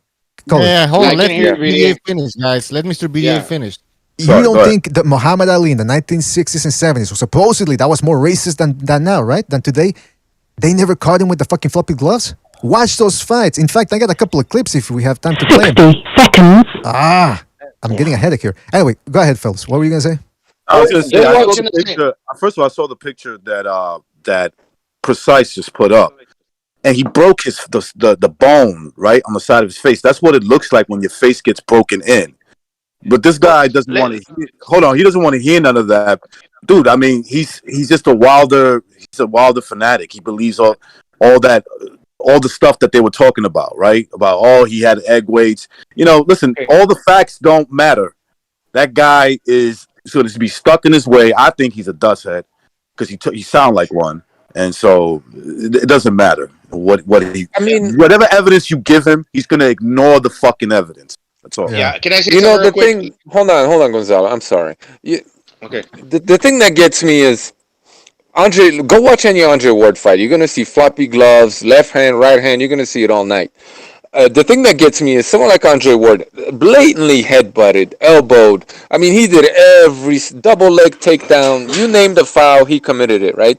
And all throughout his career, he's one of the greatest ever, and that was beautiful boxing. Tyson Fury does the same shit against Deontay Wilder, a king, and all of a sudden, these guys want to clean up boxing, man. Get the fuck out of here. I'm out of here, guys. Thank you for having me on. Gonzalo, take it away. Peace out, all. Take it easy, man. Peace out, Precise. I had surgery Yeah, on that and part of yeah, my at head the end. before. Oh, go ahead, Gonzalo. I had surgery on my temple. Look, if you look at your temple when you open and close your mouth, the temple is slightly inundated. It's there's like a little depression there, right? It's got a little like a concave a slope. As you close and open your mouth, that becomes more pronounced. And around that, on the edge of the skull, you have a little bone, that unites the orbital bone on the outer edge. If you hit that concave little dip in your temple is gonna look more like a hole, more like a depression. Especially if you open and close your mouth, you will see that. Right now, if you got a punch, that's obviously gonna look deep, and that's why it looks like there's a hole there when it's all really like just appearance, man. That's what it is. People can't understand that. It's pretty fucking basic, but if you're not truthful, you cannot understand that. Might not explain it, the most scientific way, but that's what it is. Key point there being if you're dishonest, you just can't have a fruitful conversation with anybody, and that's the problem with this guy. Bucho, go ahead. Super chat. Hold on a second. By the way, what happened, Bucho, with the YouTube feature where you could actually go back on in the studio? Can you see it in the studio, in the YouTube studio? The fuck? How come I can't you have see to it? click on viewer activity. I know what I have to do, but I don't. Hold on, let me see if you. I see. Anyways, OG Boogie says, I'm donating this because the caller must be a medical doctor to give proper prognosis on the dented skull and prove that it was not a hematoma. And then OG Boogie again with another contribution says, wow, this caller give proper prognosis of the fight. Now he's changing again. He's changing his narrative to Ricky Hatton pull Tyson Fury glove. Wow, Wakanda forever. Yeah, he went all over the place. I don't understand. Then he goes on and talks about Ricky Hatton and the glove. And then at the end, there's a cherry on the fucking cake. He pulls out the race card. Yeah. I mean, absolutely disgusting. This is We what was I have Vikings. to deal with on Twitter. We was Vikings and shit. All right, shout out to G Bowie for his contribution, man. Really appreciate it. Am I crackling here? What the fuck? Yeah. Shout out BDA, to- we gave him evidence. BDA, we gave him evidence, right? Like we said, look, Precise. Try to tell him about a certain instance, right, where he said this never happened before. Precise said that he has an example of it. He tells him which fight it is for him to go look it up, but he doesn't want to accept that, because to accept that Wilder lost a boxing fight is to accept that, I guess in his mind, Wilder wasn't as good as he thought he was. That's basically what it comes down to. I think it's a little. The fact that they always bring up race is the tell. That's where they always go, right, brother? You know what it really is? They hate the fact that a white man beat them. That's the reason why they always bring up race. And I just think it's really fucking hilarious how the one side, and let's make no mistake, from day one, it's been Wilder who's tried to make this racial in his tweets, the shit he says, and then actually got visibly upset when fucking Fury said, hey, listen, when he tried to, throw water on that. Nah, this has nothing to do about race. In the background is Wilder shaking his head in disgust. It's just, no, seriously, that really happened. Because it was Fury. You could see them both. And he was sitting there just shaking his head because it was a wide screen lens. And he was disgusted that Fury said, this is just about between two men. He was like, put his leg down, like shaking his head. It was unbelievable. So, and then it's his fans. I mean, and they push that, and the fact that that's where they would go, they always bring it up, and then they're the first ones to bark about it. So, yeah, disingenuous. Yeah, I've been hearing that a lot too. Some people go, well, boxing's always been racial. I'm thinking that's a big cop-out right there. First of all, that's a logical fallacy. it always was fast. Oh well, since it's always been since it was like that before, then I guess it's okay now. There's plenty of real boxing fans, most people here included, that they don't look at this from a racial perspective. Hey, listen, I'm Mexican. I don't like Canelo. I don't like his attitude. I respect his boxing abilities, but I don't like the guy. Just because I'm not one of those guys that, hey, he's Mexican, so I got to support him. And to me, that's just a cop-out when people go, well, boxing has always been racial. So then you're going to be racist too about it? And you're going to root for guys because they look for you? That's the way to wash it, right? It's like, well, everybody's racist, so I'm going to do it. Everybody threw themselves off the fucking roof, so I'm going to do it too. Mm-hmm. Absolutely. Yeah. Whether it's right or I'm wrong, white. the same thing. Oops. I would say I'm white. I'm not going with Plant. I hope the Mexican knocks his fucking head off. Oh, wait a minute. What? No, but you know what? I don't like Plant. But you know what I'm saying? So yeah, I never thought of it like that. I really never did. But I was since I was a kid. Yeah, but you are going for the Irish guy though. You gotta be fair with that. Is he Irish? What's that? Oh yeah, but it had nothing to do with the Mick in him. No, he was my boy. But yeah, no, I was always nationalistic. That's how I was. That's why I had no problem with that dude saying I'm voting for Wilder because he's from America. I have no problem with that. People want to back their countrymen. I think that's the way it's always been. That's the way it was with me growing up. But whatever the color was, it was just if they were American. Hey, by the way, I saw BDA's video last night. You know what? Actually, I think Caleb Plant's a little better than what I thought. He's a little better than what I originally thought. I mean, he's good, but is good enough for Canelo? You know what I mean? It's no. He's good, but he's good like compared to an average or below average fighter. Frankenboots. Yeah, and then you put the clips of Lara and Trout, landing their shots on Canelo and Floyd Mayweather. We'll see what happens. Makes you think a little bit. What happens? They got to fight the fight, right? Yeah, but even in the Trout fight, I mean, let's be honest. I mean, Trout knew. He said before the thing was called, he was over in his corner because the announcer heard him saying it. Yeah, his family knew. That's what they said. Trout's family knows he lost this. That's why I don't understand that comparison. I'm not saying you, Gonzalo, but I've heard it from a lot of people that they thought Trout, either won or was close. Trout didn't even think it was close. I had fucking Canelo wide in that fight. Well, they had the open scorecards, I think, for that one too. I think that's why he knew he wasn't winning. But yeah, the point remains. Okay, that's probably why. But you know what, Jimmy? The Caleb Truex fight. That's the one that makes me question Plant's ability a little bit because he busted him up, but then in the late rounds he started getting tagged. He faded a little bit, and against Canelo. Mr. BDA. Yes. Let me just ask you, what would Canelo have done in that position? Say if you just swapped them out. Now tell me, how would that fight have gone against Torex? Canelo versus Truex? Yeah, if he was Canelo fought that night. Canelo would have stopped the dude. I mean, Jacobs did it, Andre Dirrell did it. I got no question. I got no doubts. And how hard and how fast though? But I mean, like pretty much a destruction, right? Yeah, I think within 5 rounds. Probably 2-3 rounds. Yeah. This dude went 12 rounds. In the last 3 or 4 rounds, Truex was piecing him up.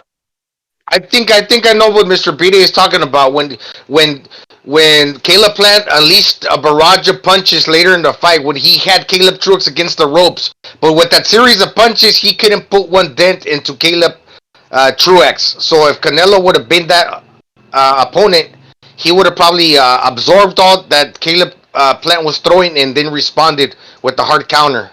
Because everything that Caleb Plant threw at Caleb Truex couldn't do nothing. He threw like a 15-punch combo. Well, he used the excuse his hand was hurt. Remember, that's his thing. Listen, my thing is this, right? You always listen to what other boxers say. Caleb Plant isn't a well-liked dude amongst boxers. Like David Benavidez, I just saw an older.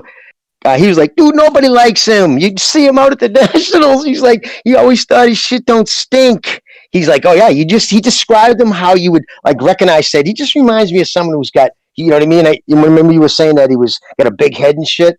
And exactly what Benavidez said. I've never liked that kid. This is what Benavidez said. So he is that person, that cocky fuck who's been beaten up on soft. Mike Lee, the fucking Subway commercial guy. Are you kidding me? Frankenboots? Really? Oh, yeah. Fucking a shell of Caleb Truex, and you go the distance and then excuse out with the hands. What, your left hand couldn't stop him? Fuck out of here. Yeah, Fuck, that's you know what I mean, dude. To have his attitude doesn't match his achievements, and that bothers me. yeah. I remember we were talking about that. And you were you were pretty adamant about that. But look, let's get back to the Fury Wilder here thing. I just got a question, and I think you guys already touched upon this a little bit. But Wilder's manager Shelly Finkel already said, if we beat Fury, we're not interested in Usyk anytime soon. So then that begs the question. That begs the question: what are they interested in? Oh my God, that's what I was waiting to address earlier. I'll make it real quick. He's going to hold the belt. This is exactly what's going to happen. It's going to be the fucking whatever slug they could find in the PBC. It'll be Prince Charles because he didn't knock him out yet. It'll be fucking Helsinki or whatever the dude's name is.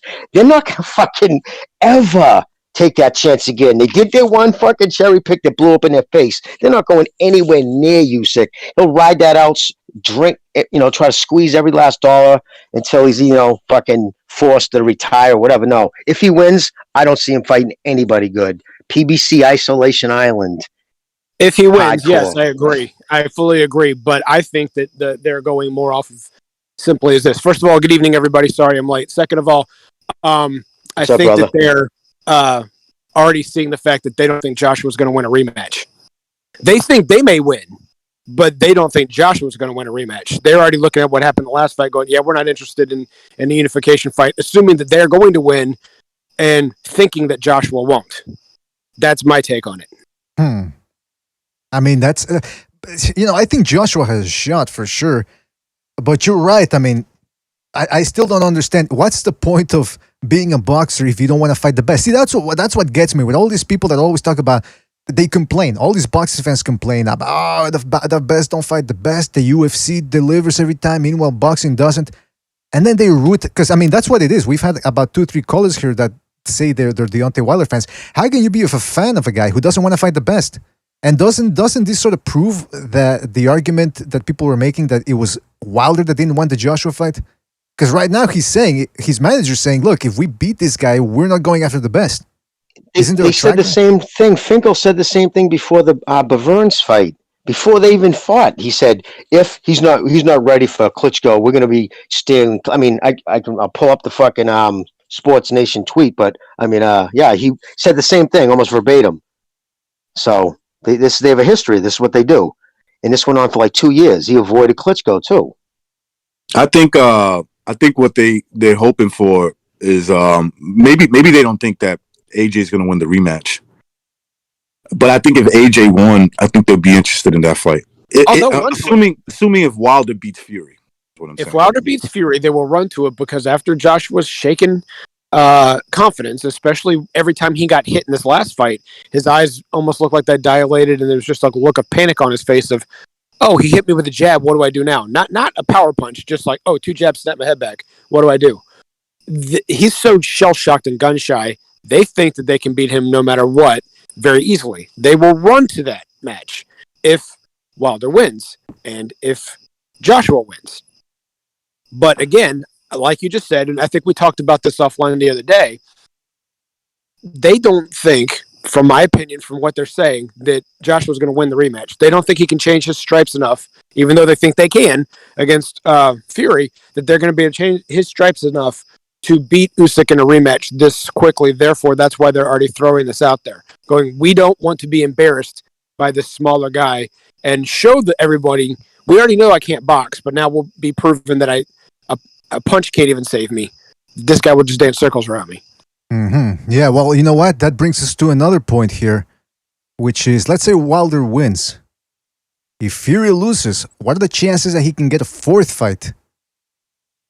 Well, in the chat, I saw it somewhere else also, that the WBC said that the winner must face Dylan White. Huh. If That's Dylan White beats, who's he fighting again? What's hold on, let me check. Otto. Oh, Wallin. Yeah, he's Otto fighting Wallin. Yes, it's Otto Wallin. Yeah. Is it Wallin or Wallin? I don't know. Wallin. He's Wallin. So, Chief, you were saying, yeah. So my thing is this: is the WBC has posted this, but I was talking with someone that I met off of Instagram through Discord about this earlier, and there are some people, that might think that a fourth fight would be justified due to the fact if Tyson Fury's not focused this time, these are his excuses, supposedly, that what's good for the goose is good for the gander, so they'll tune into a fourth fight. But I think these are the people that actually just love Wilder based off of reasons outside of, one, the sport of boxing, and two, what he represents. Right. They're just going to tune into Wilder because of the same reason why they'll always turn into Floyd, regardless of his out-of-the-ring character. They'll always turn into Spence, regardless of the fact that they think that he's on the straight and narrow, not drinking anymore because he said so, not because of proof otherwise. These people just have this allegiance to certain fighters. And I've been guilty of that to some fighters, too. I'm not going to say that I'm innocent of it, but not to this extent. You're a fan of Christian fighters, right? They can do no wrong in your eyes. Well, I'm definitely a fan of Usyk now that when he proclaimed Jesus as a savior right after the fight and dedicated that to him. So yeah, I'm definitely a fan of him. I was a fan of him before, but that just made me more. I've taken a seat in the bandwagon instead of just following behind it. No, I mean, let's face it, we all know how I feel about Terrence Crawford. So yeah, I mean, by the way, I'm not spot on to the point to where I'll watch his fights if he starts to like go on a bank robbery spree and runs over a bus full of nuns. I'll still be on his bandwagon. I mean, the people that I'm referring to are still going to watch Wilder, even though it says he wants to kill a person in the ring, even though they think that Spence is on the straight and narrow, even though they see him drunk and stuff, thinking that I'm just a hater. That's not the thing. Well, listen, I was going to ask too if Fury wins, what's next for him. But I do believe like Joshua and Usyk still have to tango, so we would probably be the winner of that fight, right? If Joshua wins, I see Joshua being the kind of man with enough character to fight anyone that put in front of him, with the exception of whatever Eddie Hearn's going to do for him. Like, if Eddie Hearn says, you're going to fight Wilder, he'll fight Wilder. If he says you're going to fight, Usyk again, you'll fight Usyk again. I think he's kind of like Manny Pacquiao was with Bob Arum. Manny didn't pick who he wanted to fight. Bob put him in front of him, and then Manny did his job. That's right. I give Joshua enough credit to where that's what he'll do. Whatever Eddie says he's going to do, that's what he'll do. I don't think he. Go ahead. I was just going to ask you, Boxing Chief. So supposedly, like this was the last fight was Anthony Joshua's last fight with Eddie Hearn. His contract was over. Now, if Joshua would have won, he probably could have separated from Eddie Hearn and been his own promoter like Canelo Alvarez. But since he lost, is he kind of forced to stay with Eddie Hearn because he needs him in his career? I don't know about that because I heard somewhere, and I haven't verified any of this with anything other than what a couple different sources told me. He just signed like a life contract, like a huge, big contract with Eddie Hearn, with Matchroom and Eddie Hearn. So even though that was supposed to be his last fight, I think it's kind of like when a football player's coming up on a contract season and they sign a big extension. Equate this in the same scenario if that contract that I heard about is true. So this was supposed to be his last fight, but if what I heard was true, he just signed either a new contract or an extension that was like pretty much pro Matchroom for life. He could have an opt out. He could have an opt out like after a certain amount of years, but it I haven't heard that. But it is true though. That was announced all over the news last week. Yeah, I know he definitely because I know this life contract. There are life contracts, but there's also some guys put an opt out option right after a certain amount of years. I'm sure there's an opt out and a buyout combination. Right. It'll be a combination of two. Yep. Especially if there's a lot of money up front. If there's a lot of money up front, obviously, like, hey, you've done 3 fights, but we paid you $40 million up front. We got to get something back out of it. There's probably a buyout from that. Hey, fellas. And I'm hypothetically speaking on a lot of this. I don't know the contract or the business, but I know that if I give money up front, I'm going to want something back in return. If you only do 2 fights out of that contract, I give you $40 million bonus. I'm going to expect you to do some kind of a buyout of said contract. That's what I would do. Well, I got to tell you, fellas, by the way, Jimmy, are you there? Jimmy. Yes, sir. Yeah, I asked you a question a while back on Twitter. They're saying that Fury stands to make, and Bucho, correct me if I'm wrong, because I think I don't have the article with me. I know you saw it. Fury is slated to make $30 million and Wilder 20 for these fights? For this fight, actually? Yep. I saw the same thing. I heard. Yes, I heard or read the same thing. Sorry, to recognize. So that's 60. That's 60-40. That's a six. Remember, they put into the contract of the rematch that whoever would have won, they're obligated. They get a rematch, and in the rematch, the winner gets 60%. So obviously, Fury won. The pot must be $50 million, right? Maybe up front, $50 million. And so if you do the 60-40 split, it's 30 goes to Tyson Fury and 20 goes to Wilder. Where are they getting all this the question, money? Where does Wilder go after that? That's a good, yeah, because he's gonna say if he does lose, he's definitely done. I mean, because he's gonna be making $2 million, and on top of that, is this fight? I was gonna go grab it and take a screenshot of it. Steve Kim put out a tweet asking, did all the antics and all the stuff, the time going by, make you lose interest in this fight? And it's overwhelmingly yes. People are saying, you saw that, right? Yeah. So I'm wondering, is this even going to get the buys? Because of course he's got his sycophants, and we're going to see it because we fuck around with this shit so much. But is it going to even, if it does less numbers than before by substantially? Because it did over 800,000 buys last time. I mean, if it does less, they're going to fucking lose their shirt. How many times are they going to lose their fucking shirt on Wilder fights before they finally somebody says enough? Until Al goes bankrupt. Yeah, but you see, Al Heyman is not really losing anything except confidence in. Yeah, he only puts up other people's money. Exactly. Yeah, he just puts up other people's money, and he obviously gets money out of that. He's going to get 15% from Wilder's paycheck, so that's a lot of money. He's just the advisor. But if I may, real quick, and Butcher, I heard you chiming in, so just let me try and say this real quick. How many times are you going to do that, burn bridges, and wake it where people aren't going to do business with you? Because he's already teetering on losing Fox. Now, they may have signed a 1-year extension, but that's a 1-year extension. And let's face it, he doesn't put a lot of stuff on Fox to begin with. So you're down to Showtime. You're teetering on Fox. This is a Fox PBC fight, is it not?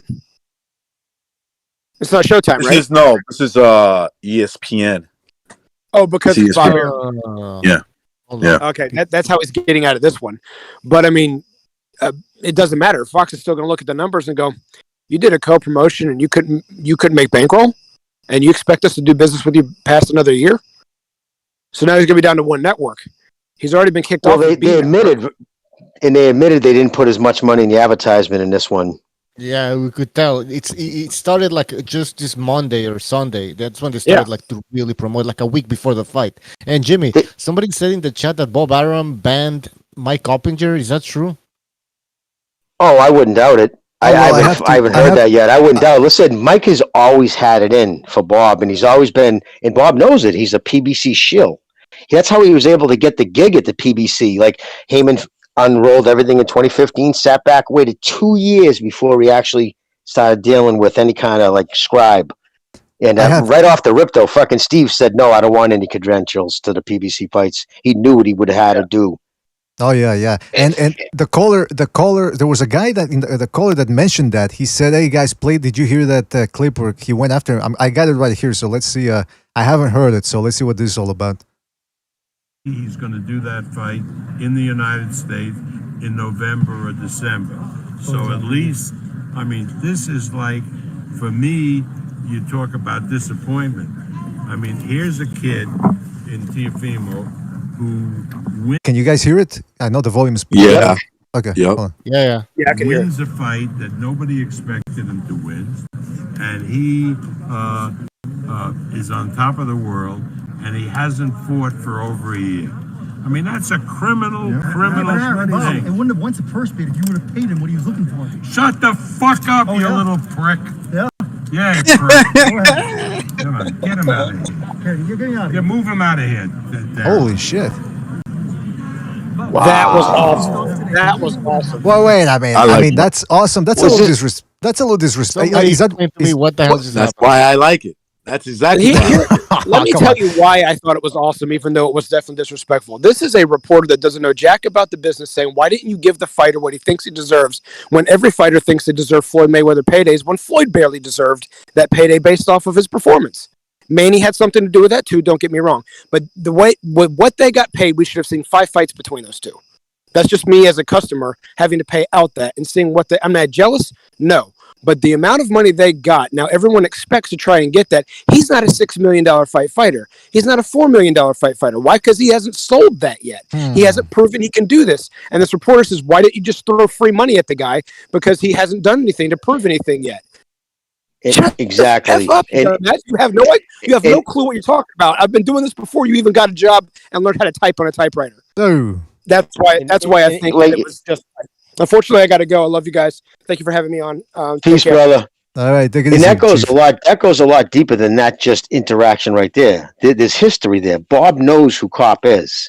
Exactly. He knows he's all right. Bucho, you've seen it. You're on Twitter, dude. You see it. The backhand compliments, if he even gives them. Or he'll question top ranks opponents, like Crawford, for instance, but then he'll never say that about a PBC fighter. So it's basically Heyman's plan, and now he's in that ESPN, which has completely lost all fucking respectability as far as their fucking boxing coverage. Now I get serious, and I guess on the street he's supposed to be a good guy. I just want to say that people say who they've met him. He's supposed to be a nice dude, but he's clearly who he is in far as boxing. I want to hear again what exactly he said that set Aram off. Yeah, do that again. Yeah. Over a year. I mean, that's a criminal thing. It wouldn't have won the purse bid if you would have paid him what he was looking for. Shut the fuck up, you little prick. Yeah?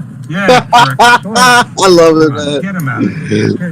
You move him out of here. But if he got some bass, you got some bass in his voice for an old man, bro. Shut the fuck up. The older Bob Arum gets, the older he gets, the less he gives a fuck. Like, he just doesn't give a fuck anymore. Just what I've seen lately. Like, he's just yelling at people. I like it. You guys know Gareth Davis? Yeah. The guy, the UK reporter, boxing writer. I don't know. He's always wearing sunglasses and shit. Anyways, he had sunglasses in a video call, but the guy had sunglasses and he was in his he was indoors his room, like his hotel room, and then Bob Arnold goes like, "Why are you wearing sunglasses in?" Like he was calling him out. Yeah. What does Gareth Davis think he is? He's in the Matrix or something? Take the sunglasses off. But it's interesting here. This guy said, first of all, he interrupted Bob Arum, I believe. Let's see that again. Once the purse bid, if you would have paid him what he Hold on. It wouldn't have won the purse bid if you. Okay, no, he didn't really interrupt him, but he butted in there. It wouldn't have won the purse bid if you would have paid him what he was looking for. It wouldn't have gone to purse bid if you would have paid. It wouldn't have gone to purse bid if you would have paid him what he wanted. So if the guy asked for 10 million, you got to give it to him because he wants that. Give him 10 million. Yeah. What type of logic is that? What type of logic is that? I mean, look, Triller just showed you that Teofimo Lopez had to learn a hard lesson, which is he ain't worth what he thinks. That's the sad reality of boxing. Just because you beat one guy, especially a pound for pound, it doesn't mean you become. Lomachenko wasn't a star either. They tried it like heck to push him as a star. He just didn't click with the mainstream audience. So now Lopez says, "Now fuck you, Bob, and Top Rank. I'm gonna go get my $3 million." Well, now he's gonna get a 1 point something mil, and he's realizing now. No, say somebody just texted me. Well, DM me, and he made a good point. He's listening to the show. He said, if he thought it was like, listen, the reason why he's doing that is because when Teo first did all this went down, Cop and tweeted out all kinds of shit like, he showed Bob this is like was really all pro fucking Teo. So he looks bad now too because it all blew up in his face. So that's why he's being a dink. That just goes to show you. You know what I mean, dude? But where did it take place? It didn't show in the stream. I couldn't see. Was it in an office outside? It's outside. I think it was in the same arena, the same place they held the conference. The Wilder Fury. Wilder Fury, yeah. Yeah, it looks so like it was one of those. It was an improv like kind of question thing. Like they just caught him on the spot, started asking. Was there a bunch of reporters or just Mike? Bunch of reporters. Bunch, yeah. So he talked him out like that in front of everybody. Yeah, Frank Warren was there too. That's Mike. Fucking his face must have turned when Bob Arum said, "Shut the fuck up," Frank Warren ducked because that's what he heard when he got shot. What did Mike do? Did Mike say? What did Mike do? Did Mike swear back? Did Mike say something back to him, like "fuck No, you" he or was just something? smiling. Well, he was just said smiling. he had that shell shocked look, like, oh yeah, like he couldn't believe that he was being talked to that way. So he just went, oh yeah. And the guy goes, let's see if I can find a different angle of this. Hold on, I think this is a different angle. Fuck her and fuck them. Shut the fuck up, you little prick. Yeah. Prick. I love it, man. All right, what's up, man? Let's talk about That I want to dude's use that 90 as a years move, old, man. I man. want to use that as a soundbite, man. He's fucking ruthless. That's cool, man. That this I didn't know this fight was taking place on ESPN. Fury's the 8th side.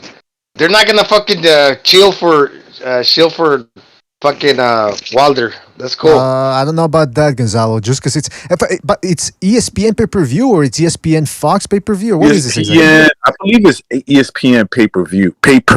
Oh yeah, I think they got Andrew Ward's doing it, isn't he? I think Andrew Ward. Andre who else Ward. they mentioned? Oh, Andrew Ward. Okay, yeah. Let me just watch this clip. This guy put a cool filter on it, like He hasn't fought for over a year. I mean, that's a criminal It thing. wouldn't have won to purse bid if you would have paid him what he was looking for. Shut the fuck up, you little prick. Yeah? Yeah, prick. Go ahead. Come on, get him out of here. Move him out of here. Hey, you know what? I'm gonna isolate this, and I'm gonna play that every time we gotta kick a caller out, a belligerent caller. Shut the fuck! Get him out of here! Get out of here! Get him out of here! The way he says, the way he puts like bass in that. Shut the fuck up. The F, yeah, the F is the one where he. Let's listen to it one last time. I don't want to overplay it, but.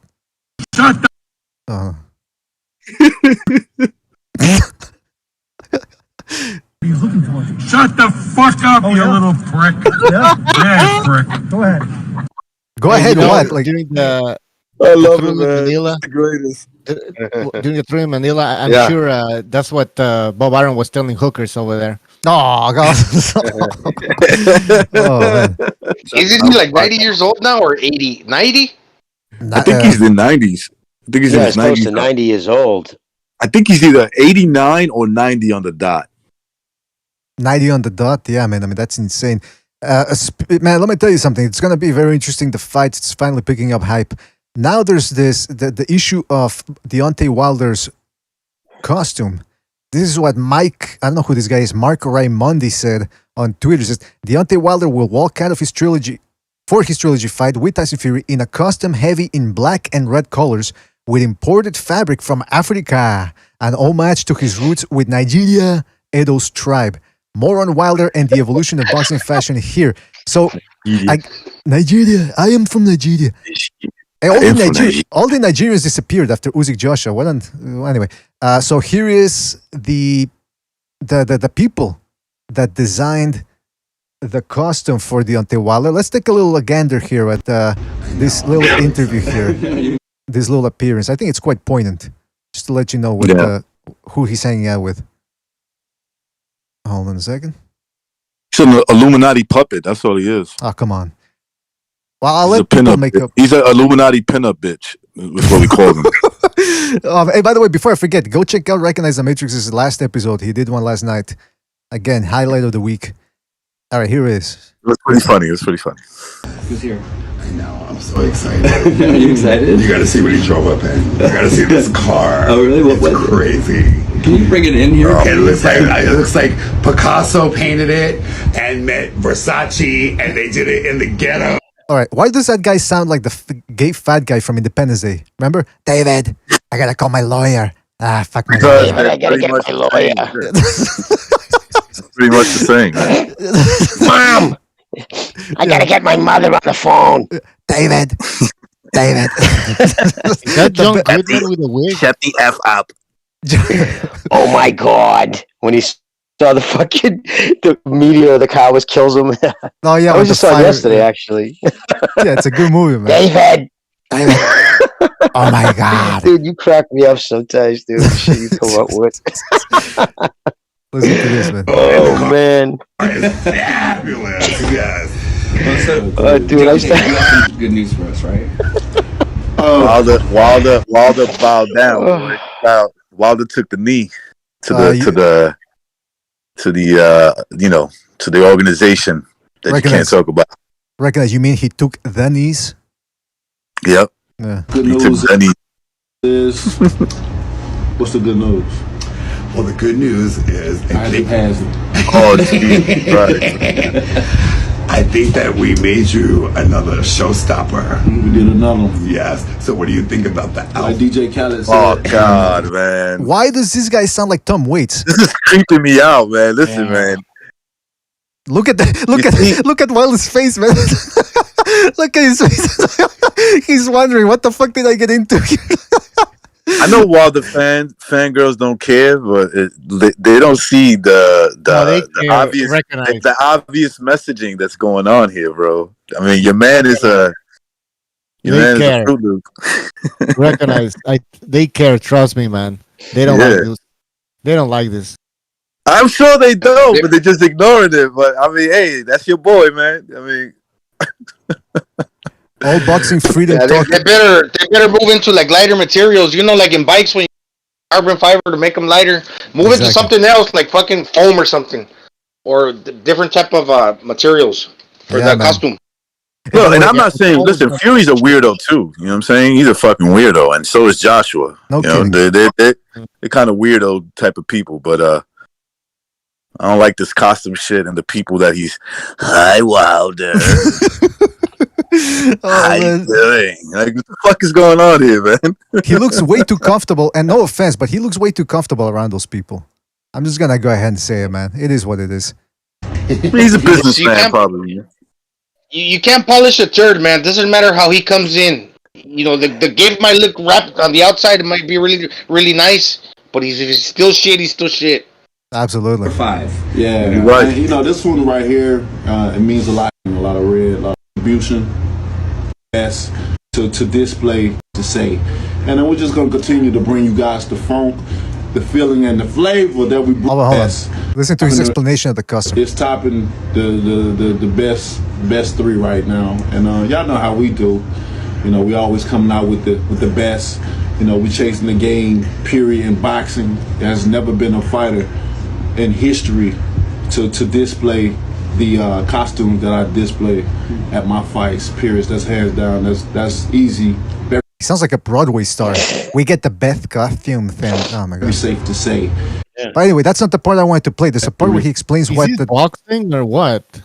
I mean, that's Tony Awards. What was it? The Technicolor Dreamcoat. What was the name of that Broadway play? Anyway. To the October the 9th fight for the Wilder versus Fury. The retribution. They're getting it back in blood, baby. So to the October the 9th fight tribe right here.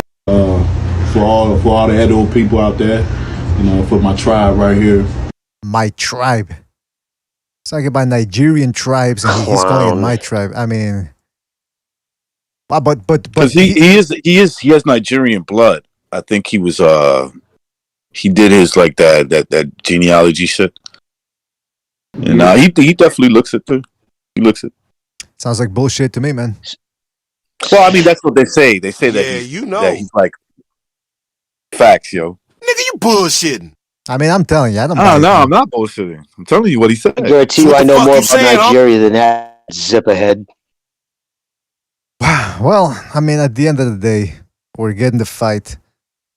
Whatever happens, I think it's good for boxing because it's certainly going to rile things up. If Fury wins, he probably moves on to bigger things. If Wilder wins, again, like I said, it's just going to the internet's going to explode over here, at least in the YouTube boxing community. So at the end of the day, it's good for the ratings. Papa wants the ratings, and he's going to get the ratings. Now, get those ratings, bro. Get those ratings, motherfuckers. Get those. Yeah, hit the thumbs up too while you're at it, please. It really helps us out. Yeah. It's up to the channel. Don't be stingy. Exactly. Now, I'm looking at the predictions here. Haitian Sensation, Wilder 5th round stoppage. Michael Poe, Fury stoppage. Uncle Pete says draw. Gonzalo said Tyson Fury 11th round TKO. 150 Dream Team says Fury 10th round TKO. OG Boogie says 9th round stoppage for Fury. Chris said Fury, same result as the last time he meant. Uncle Charles says Fury stoppage in the 8th round. Minam says Fury by total domination. Kevin didn't refuse to give one. Nick said 5th round Fury stoppage. Johnny from the warehouse said Fury inside of 8 rounds. Black Chivi said Wilder KO round 8. Cigar Boxing said Fury rounds 8 or 9. Indian dude from Minneapolis said 10th round stoppage Fury. Joe from Atlantic City said Fury within 7 rounds. And Cordo said Fury by murder. So now it's up to you, fellas. Let's start with guns. You should compare that to the first time. Didn't you do? It's crazy because most people had Wilder by knockout, right? Didn't a lot of people? That's true, man. That's absolutely right. Yeah, we should compare it to the. I mean, I know Bucho and Stu got it dead on. I think Stu got it. I picked Fury to win, but I said Fury would beat him by unanimous decision. Right. Yeah, right. I picked Fury by knockout. I think it was the 5th round. I picked. All right, so Gonzalo. The other two went. Yeah, I went for later rounds. Sorry. No, that's okay. Gonzalo already made his pick, so recognize. You go ahead, man. What's your pick? Yeah, man. I mean, look, I'm not totally committed to it, but I don't think nothing's going to really change. I'm still looking to check out the weigh-in. I just think Wilder loses again, and he probably does a little better. I wouldn't be surprised if he goes the distance and loses on the scorecards. But I have a feeling he's going to get stopped somewhere around 10, 11, Probably I'll say 11, the 11th round. All right. Putting it down. Jimmy, what about yourself? I'm a little different with the, what's that? No, I said, what about yourself? What'd you say, brother? Oh, okay. Last fight, weird. Going in, the first fight, I had no dog in the fight. I didn't care. I just made a second, in the second one, I made a prediction. Mm-hmm. But going into that, I had I was saying it. I have no questions asked. He's not going to be able to knock out Fury. And I said, I was so confident. That's why I even said the 5th round. I said, I think he's good. Because I listened to him and he said everything right. And he had the energy was right. It bothers me I didn't see the same energy this time. So going into this fight, I do think Fury's going to beat him, right? But going into the second fight, I gave Wilder no chance, no chance. I didn't give him even the punches chance. I thought it was going to be a one-sided beatdown, exactly how I fucking framed it, and it was. But this one going in, because now Wilder kind of in the first fight he might have lost some points, but he wasn't hurt. His whole mindset has changed. So he's going to, despite what he says, he's going to fight scared. I fight all this cocky bullshit, meaning that he's not going to just try to load up and just go in and bang. I guarantee he's going to try to be slick at first, try to work up his jab, all these things he's being taught. By doing that, it might prolong the fight.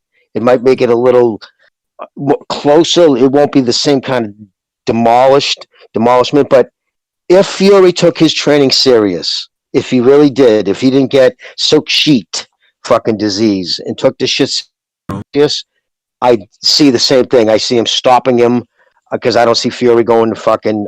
If not stopping him, the unanimous decision. But I really think stopping him probably the 9th round. Yeah, 9th round. Go Fury stoppage 9th round. But I'm less confident that he wouldn't get clipped this time. Yeah, if that makes any sense. A caller said that too. He said he thought the first 4 or 5 rounds it was going to be a little bit more tactical. Bucho, how about yourself, man? I'm gonna go with Tyson Fury's 6th round knockout. I mean, I think this time it's a knockout. He's not gonna be standing. He's gonna be on the floor. Either referee stops it or he goes to the whole 10 count. But yeah, he's gonna get knocked out earlier. I think Wilder will try at the beginning to let his hands go, but that won't last long. He's gonna soon start getting backed up. It's gonna end the same way as the second fight. The same way. He's gonna end but let me just say this again. He's gonna be on the floor. Trust me. Mark my words. That's my prediction. Bold. I love it, Bucho. Well, you're gonna love my prediction then, Jimmy. Wilder by controversial stoppage. No, actually, that was my last prediction for the rematch. I'm gonna go with. I don't know which round, but I'm thinking Fury stoppage. I think something tells me Wilder's gonna do a Rigondeaux. He's gonna, between rounds, he's gonna complain about the hand or the knee or something to try to save face. I think he's gonna give it his all, but then he's gonna quit and say he pulled something. Or maybe he's gonna claim Fury broke something with a Billy Club or some Billy Jack or something. But yeah, Fury by stoppage. I don't know which round.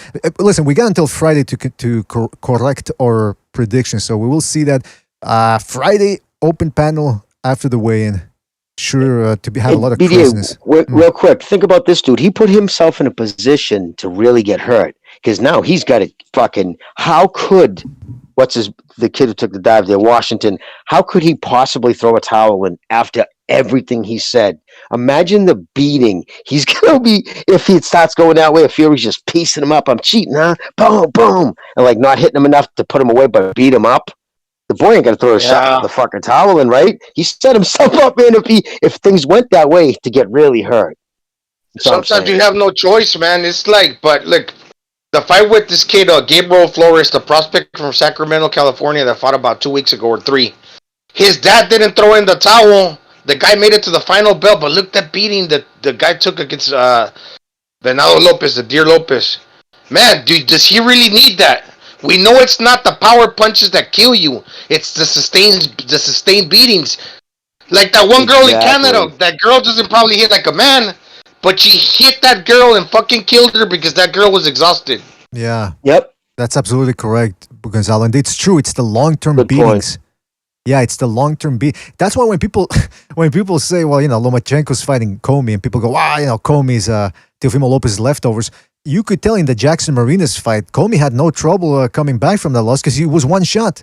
But if you take a beating for 11 rounds, that's why, you know what, Jimmy, Subriel Matias, to me, is one of the scariest fighters in there because he won't knock you out with one shot, but he'll throw volume punching, but hard shots at the same time, thudding shots, and he'll just beat the crap out of you. And if you don't quit or you don't go down, your brain's going to be saying, please get me out of here, man. Yeah, exactly. I'll tell you, I'm boxing. Anybody will tell you, I'd much rather get clipped with one shot, boom, get your lights out, than a sustained beating. It's just obvious. You know what I mean? That's how you die. It's because it's a swelling of the brain. If you get hit once, your brain just touches the side of your wall of your brain, your lights go out. It's the sustained beating, your fucking brain jogging around, the whiplashing, that swells your brain. And then you end up with a hemorrhage or and done. Mm-hmm. I just saw an interview by Julio Cesar Chavez, and he was very honest about this. When he fought Medrick Taylor, he says that that was the closest he's ever been to death. And after the fight concluded, I mean, he won that controversially, but he won. After the fight concluded, he didn't want to take a seat because a lot of the times when fighters like sit down, they take a knee. That's when they start fading away and they fucking die. But that's what he expressed. That he was close to death because of the amount of what he expended. Yeah, I mean, it doesn't look like it. I remember when Roy Jones, he was on the Chris Rock show, and he said he was dead tired, and then his trainer told him, "Come on, you got to go for the knockout." He said, "What do you mean go for the knockout? I'm dead tired and I won every round. What are you talking?" But it's interesting. What I caught from that was that he said he was dead tired. But you look at the fight. It looks like a total domination, right? Like, he's playing around with James Toney. But that's how, I think that's what sometimes people miss. For a guy to put on a performance like Roy Jones did against Toney, he had to be redlining it to the extreme. That effort, that's why I say, if Canelo doesn't show up in shape, or if he's got something wrong, or he's 75% against Caleb Plant, it could be trouble because the reason why he puts on great performances is because he's going at 100%. Same thing for Inu and all those guys. They're not just going out there and playing. When they're fighting top opposition, they gotta go 100% to put on the type of performances they do. So same thing with Chavez. You look at Chavez and you think, he was the one that put the beating on Taylor. But nah, man, he was going for the KO from the 6th round on because he knew he was getting outworked. So that's interesting. Hey, where did Gonzalo go? He dropped off. He left me hanging. Yeah. He left me hanging like an asshole. He left me hanging like an asshole. What the fuck? No, Toro Gotti said that after the Mickey Ward fight when he was at the hospital. He was like, man, I thought in the ambulance. He goes, I thought I was checking out. Jeez. And listen, make no mistake about it. Wilder was hurt in that fight, bro. That second fight, he had a lot of adrenaline. He's in good shape. But when I saw him going back to the locker room, and he was like laying down. Wilder had took a beating, bro. That was a beating. I'm not saying he can't recover from it and come back from it. But Make no mistake about it. That was a beating he took that day. Exactly. Yeah. Exactly. People make it. Go ahead, Jimmy. No, I was gonna say. Do you guys remember? You almost never see it anymore. Remember back in the day when trainers would get behind the guy when he, even in the corner, the guy would have his hands around his waist and his solar plexus, and he'd be pulling up, helping him breathe, like trying to control his breathing. Or you see it in the locker room before they come out. It's so important to maintain your breathing. Some guys clinch and they hold all their breath while they're fighting, or if they get amped up. And what ends up happening, everybody's done it. You breathe, hyperventilate yourself real, and then somebody squeezes you, whatever, and you get blacked out. It's kind of the same thing. I think Wilder, he gets very excited. I don't think he breathes properly. And I think a lot of that when he said something was wrong with my head, I didn't feel right. When he started getting hit, I don't think he was breathing. Exactly. It's good to breathe. It's good to breathe when you're throwing punches, right? So you can get away with it when you're being successful, right? But what happens when you're not successful anymore? Breathing is so important when fighting. You know what I'm saying? How you breathe, taking a punch. How do you breathe? When you more importantly, when you're letting out a punch, that's the most important thing. It's good to hold your breath in when you're getting, brace yourself. In other words, when you're going to get hit. Exactly. And you're almost always holding your breath when you're in a corner. When you get your elbows up and you're taking shots, because why you're holding your breath? Because you're squeezing your abdomen. You're squeezing your abdomen, right? Yep, exactly. So you're holding, you're sprinting, punches, you're not breathing good. When you're throwing punches, and AJ does this too. AJ doesn't breathe when he throws his punches. You know what I'm saying? This is why he kind of like tires out. Collapses. Exactly, brother. Good point. Did you guys see when Tyson Fury landed the last combo on Deontay Wilder when they stopped the fight in the second one in the 7th round? When they threw in the towel, he was barely starting to get into his groove. He did like a stutter step back and he shimmied forward and he was landing that combo when they threw in the towel. He was barely starting to chuck and jive, man. That dude got his breathing down and he was doing it right. Exactly. Yeah. I mean, it was only going to get worse from then on for Wilder. And he should accept. Well, to a certain extent, that's the mentality you want from a fighter, to always have an excuse. You always want to see that from fighters because you don't want them to admit in public, this guy. I mean, it's nothing. Yeah. It's honest. Absolutely. It's refreshing. Yeah, it's refreshing to see a guy like Costa say no excuses. But what he did was just delusion, and I think a lot of that was to sell the fight. Also, now that the fight is getting closer, I think it's to sell to his fan base that are kind of like crazy.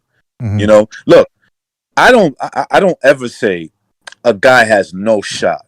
I don't ever say that, right? Because you don't know that. My point about Wilder, and we talked about this for a long time, in order for Wilder to continue to be successful, he's going to have to change something, or else he's going to get beat the fuck down. And it happened. Okay, so it already happened. Now, does Wilder have the mentality? We know what he's saying in public. He's still in denial. But what is he saying to himself?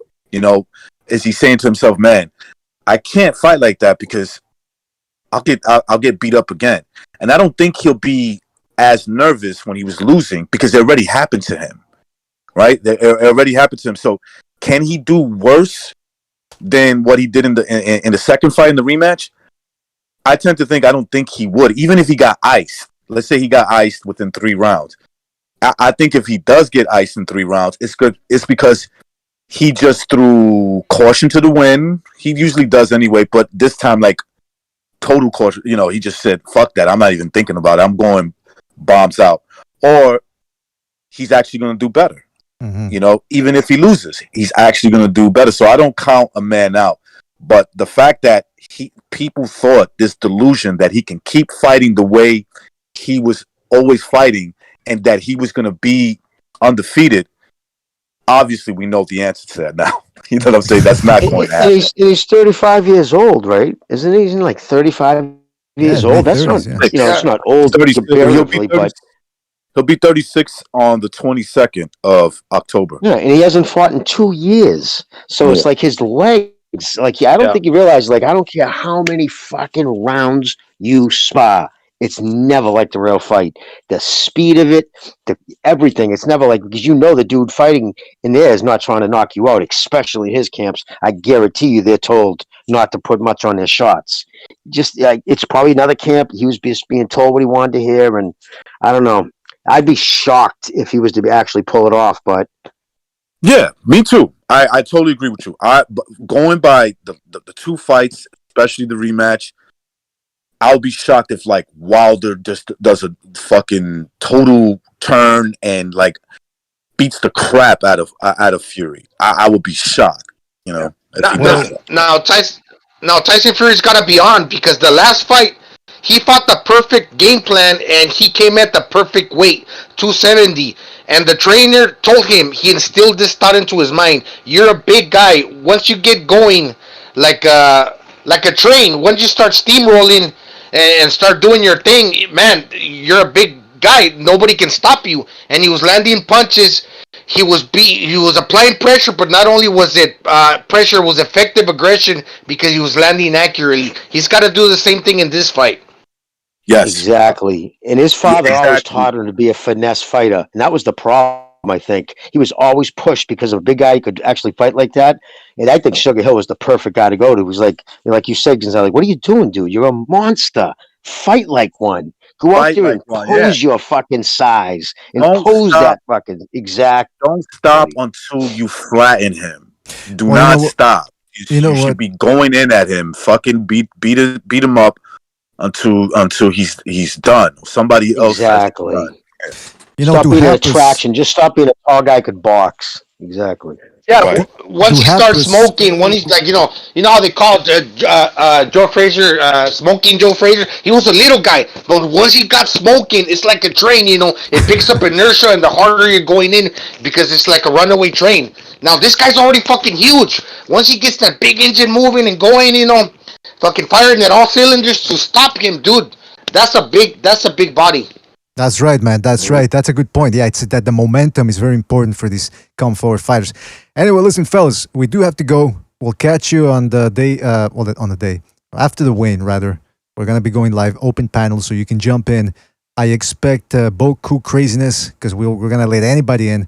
So that's about it, fellas. Shout out to Nicholas Argyros for his contribution for the super chat. Says Freddie Roach said that in the first fight. I think he's talking about the Fury going forward. But anyway, shout out to Nicholas Argyros for his contribution. And now we gotta go. But before we do, Shut the fuck up, you little prick. Yeah, prick. Come on, get him out of here. You're moving That's out awesome. One more time. he picks it up like nothing happened. Shut the fuck up. Shut the fuck up, you. You should have put in that clip on that one guy that was going in unrecognized. Yeah, I should have. Well, I'm going to save it now, man. Don't worry about it. All right, so listen. Thank you for being on, guys. King Bucho. Chief was here as well. Shout out to Chief. Jimmy, Recognize, Gonzalo. Everyone that called in. Everyone that donated the super chat. Thank you so much. Really appreciate it. And like I said, join us after. To all you little cupcakes out there, don't take things so serious, man. Life is not as serious. Well, life is as serious as you make it. All right, you're gonna give yourself a heart attack. Who are you? Why should I take questions from you? Who are you? Who are you? Who are you? Who are you? Who are you? Who are you? Who are you? Yeah, but you know what? Spot. But yeah, you know what? Look, they Recognize hit the point there. Don't think it's boxing. It's sports. It's supposed to be for fun. So let's not get too carried away. At the end of the day, we're all whether if you want to make it racial and think that it's all about division, then that's on you. But at the end of the day, we are all brothers and sisters, and this is a sport where we're supposed to get together, troll a little bit, talk a little smack. I'm not your brother. I'm not your brother. All right, listen, fellas, thank you for joining us. Really appreciate it. I want to thank Nicholas in the chat for his contribution. He says Freddie Roach said that in the first fight. Yeah. What did he say? I'm sorry, I missed it. I think he said Wilder Fury should have been coming forward. Oh, okay. Yeah. Thank you. He was actually right. We said it after the fight. That's right. Listen, man, we back up everything, man. Go check out BDA's archives, man. Oh man. Right? No, we don't always get it right. It's impossible. But listen, No, we don't always get it right. We're not fucking Nostradamus. psychic. Yeah, we're But not we got. I think we got a damn good batting average. So yeah, our batting average is good, man. By the way, for people in the Absolutely. chat room, I'm going to give you a little. For the people in the chat room, I'm going to give you a little advice. When you say no or nose, you don't need to put an apostrophe after the no. So somebody's misspelling there. Shout out to Big Fizz Warriors. I don't know how you spell that name. Jeff Lucieda, Ilrian, Burger Planet, Lucas, Cal L, Black Lazarus, who was in there trolling for the whole night. Got to give him credit for being consistent. Overhand, Eparo Kua. Who else? Hold on, rewinding here. I know Triple JJJ was there. John Gonzalez. Johnny, Illyrian, North Pole Fishing, Lucas, and many more people. Guys, we got to go. God of War, we do have to go, but thank you for joining us. Really appreciate it. Catch you on the next one, fellas. Disappointing in every one of you. Thank you for joining us.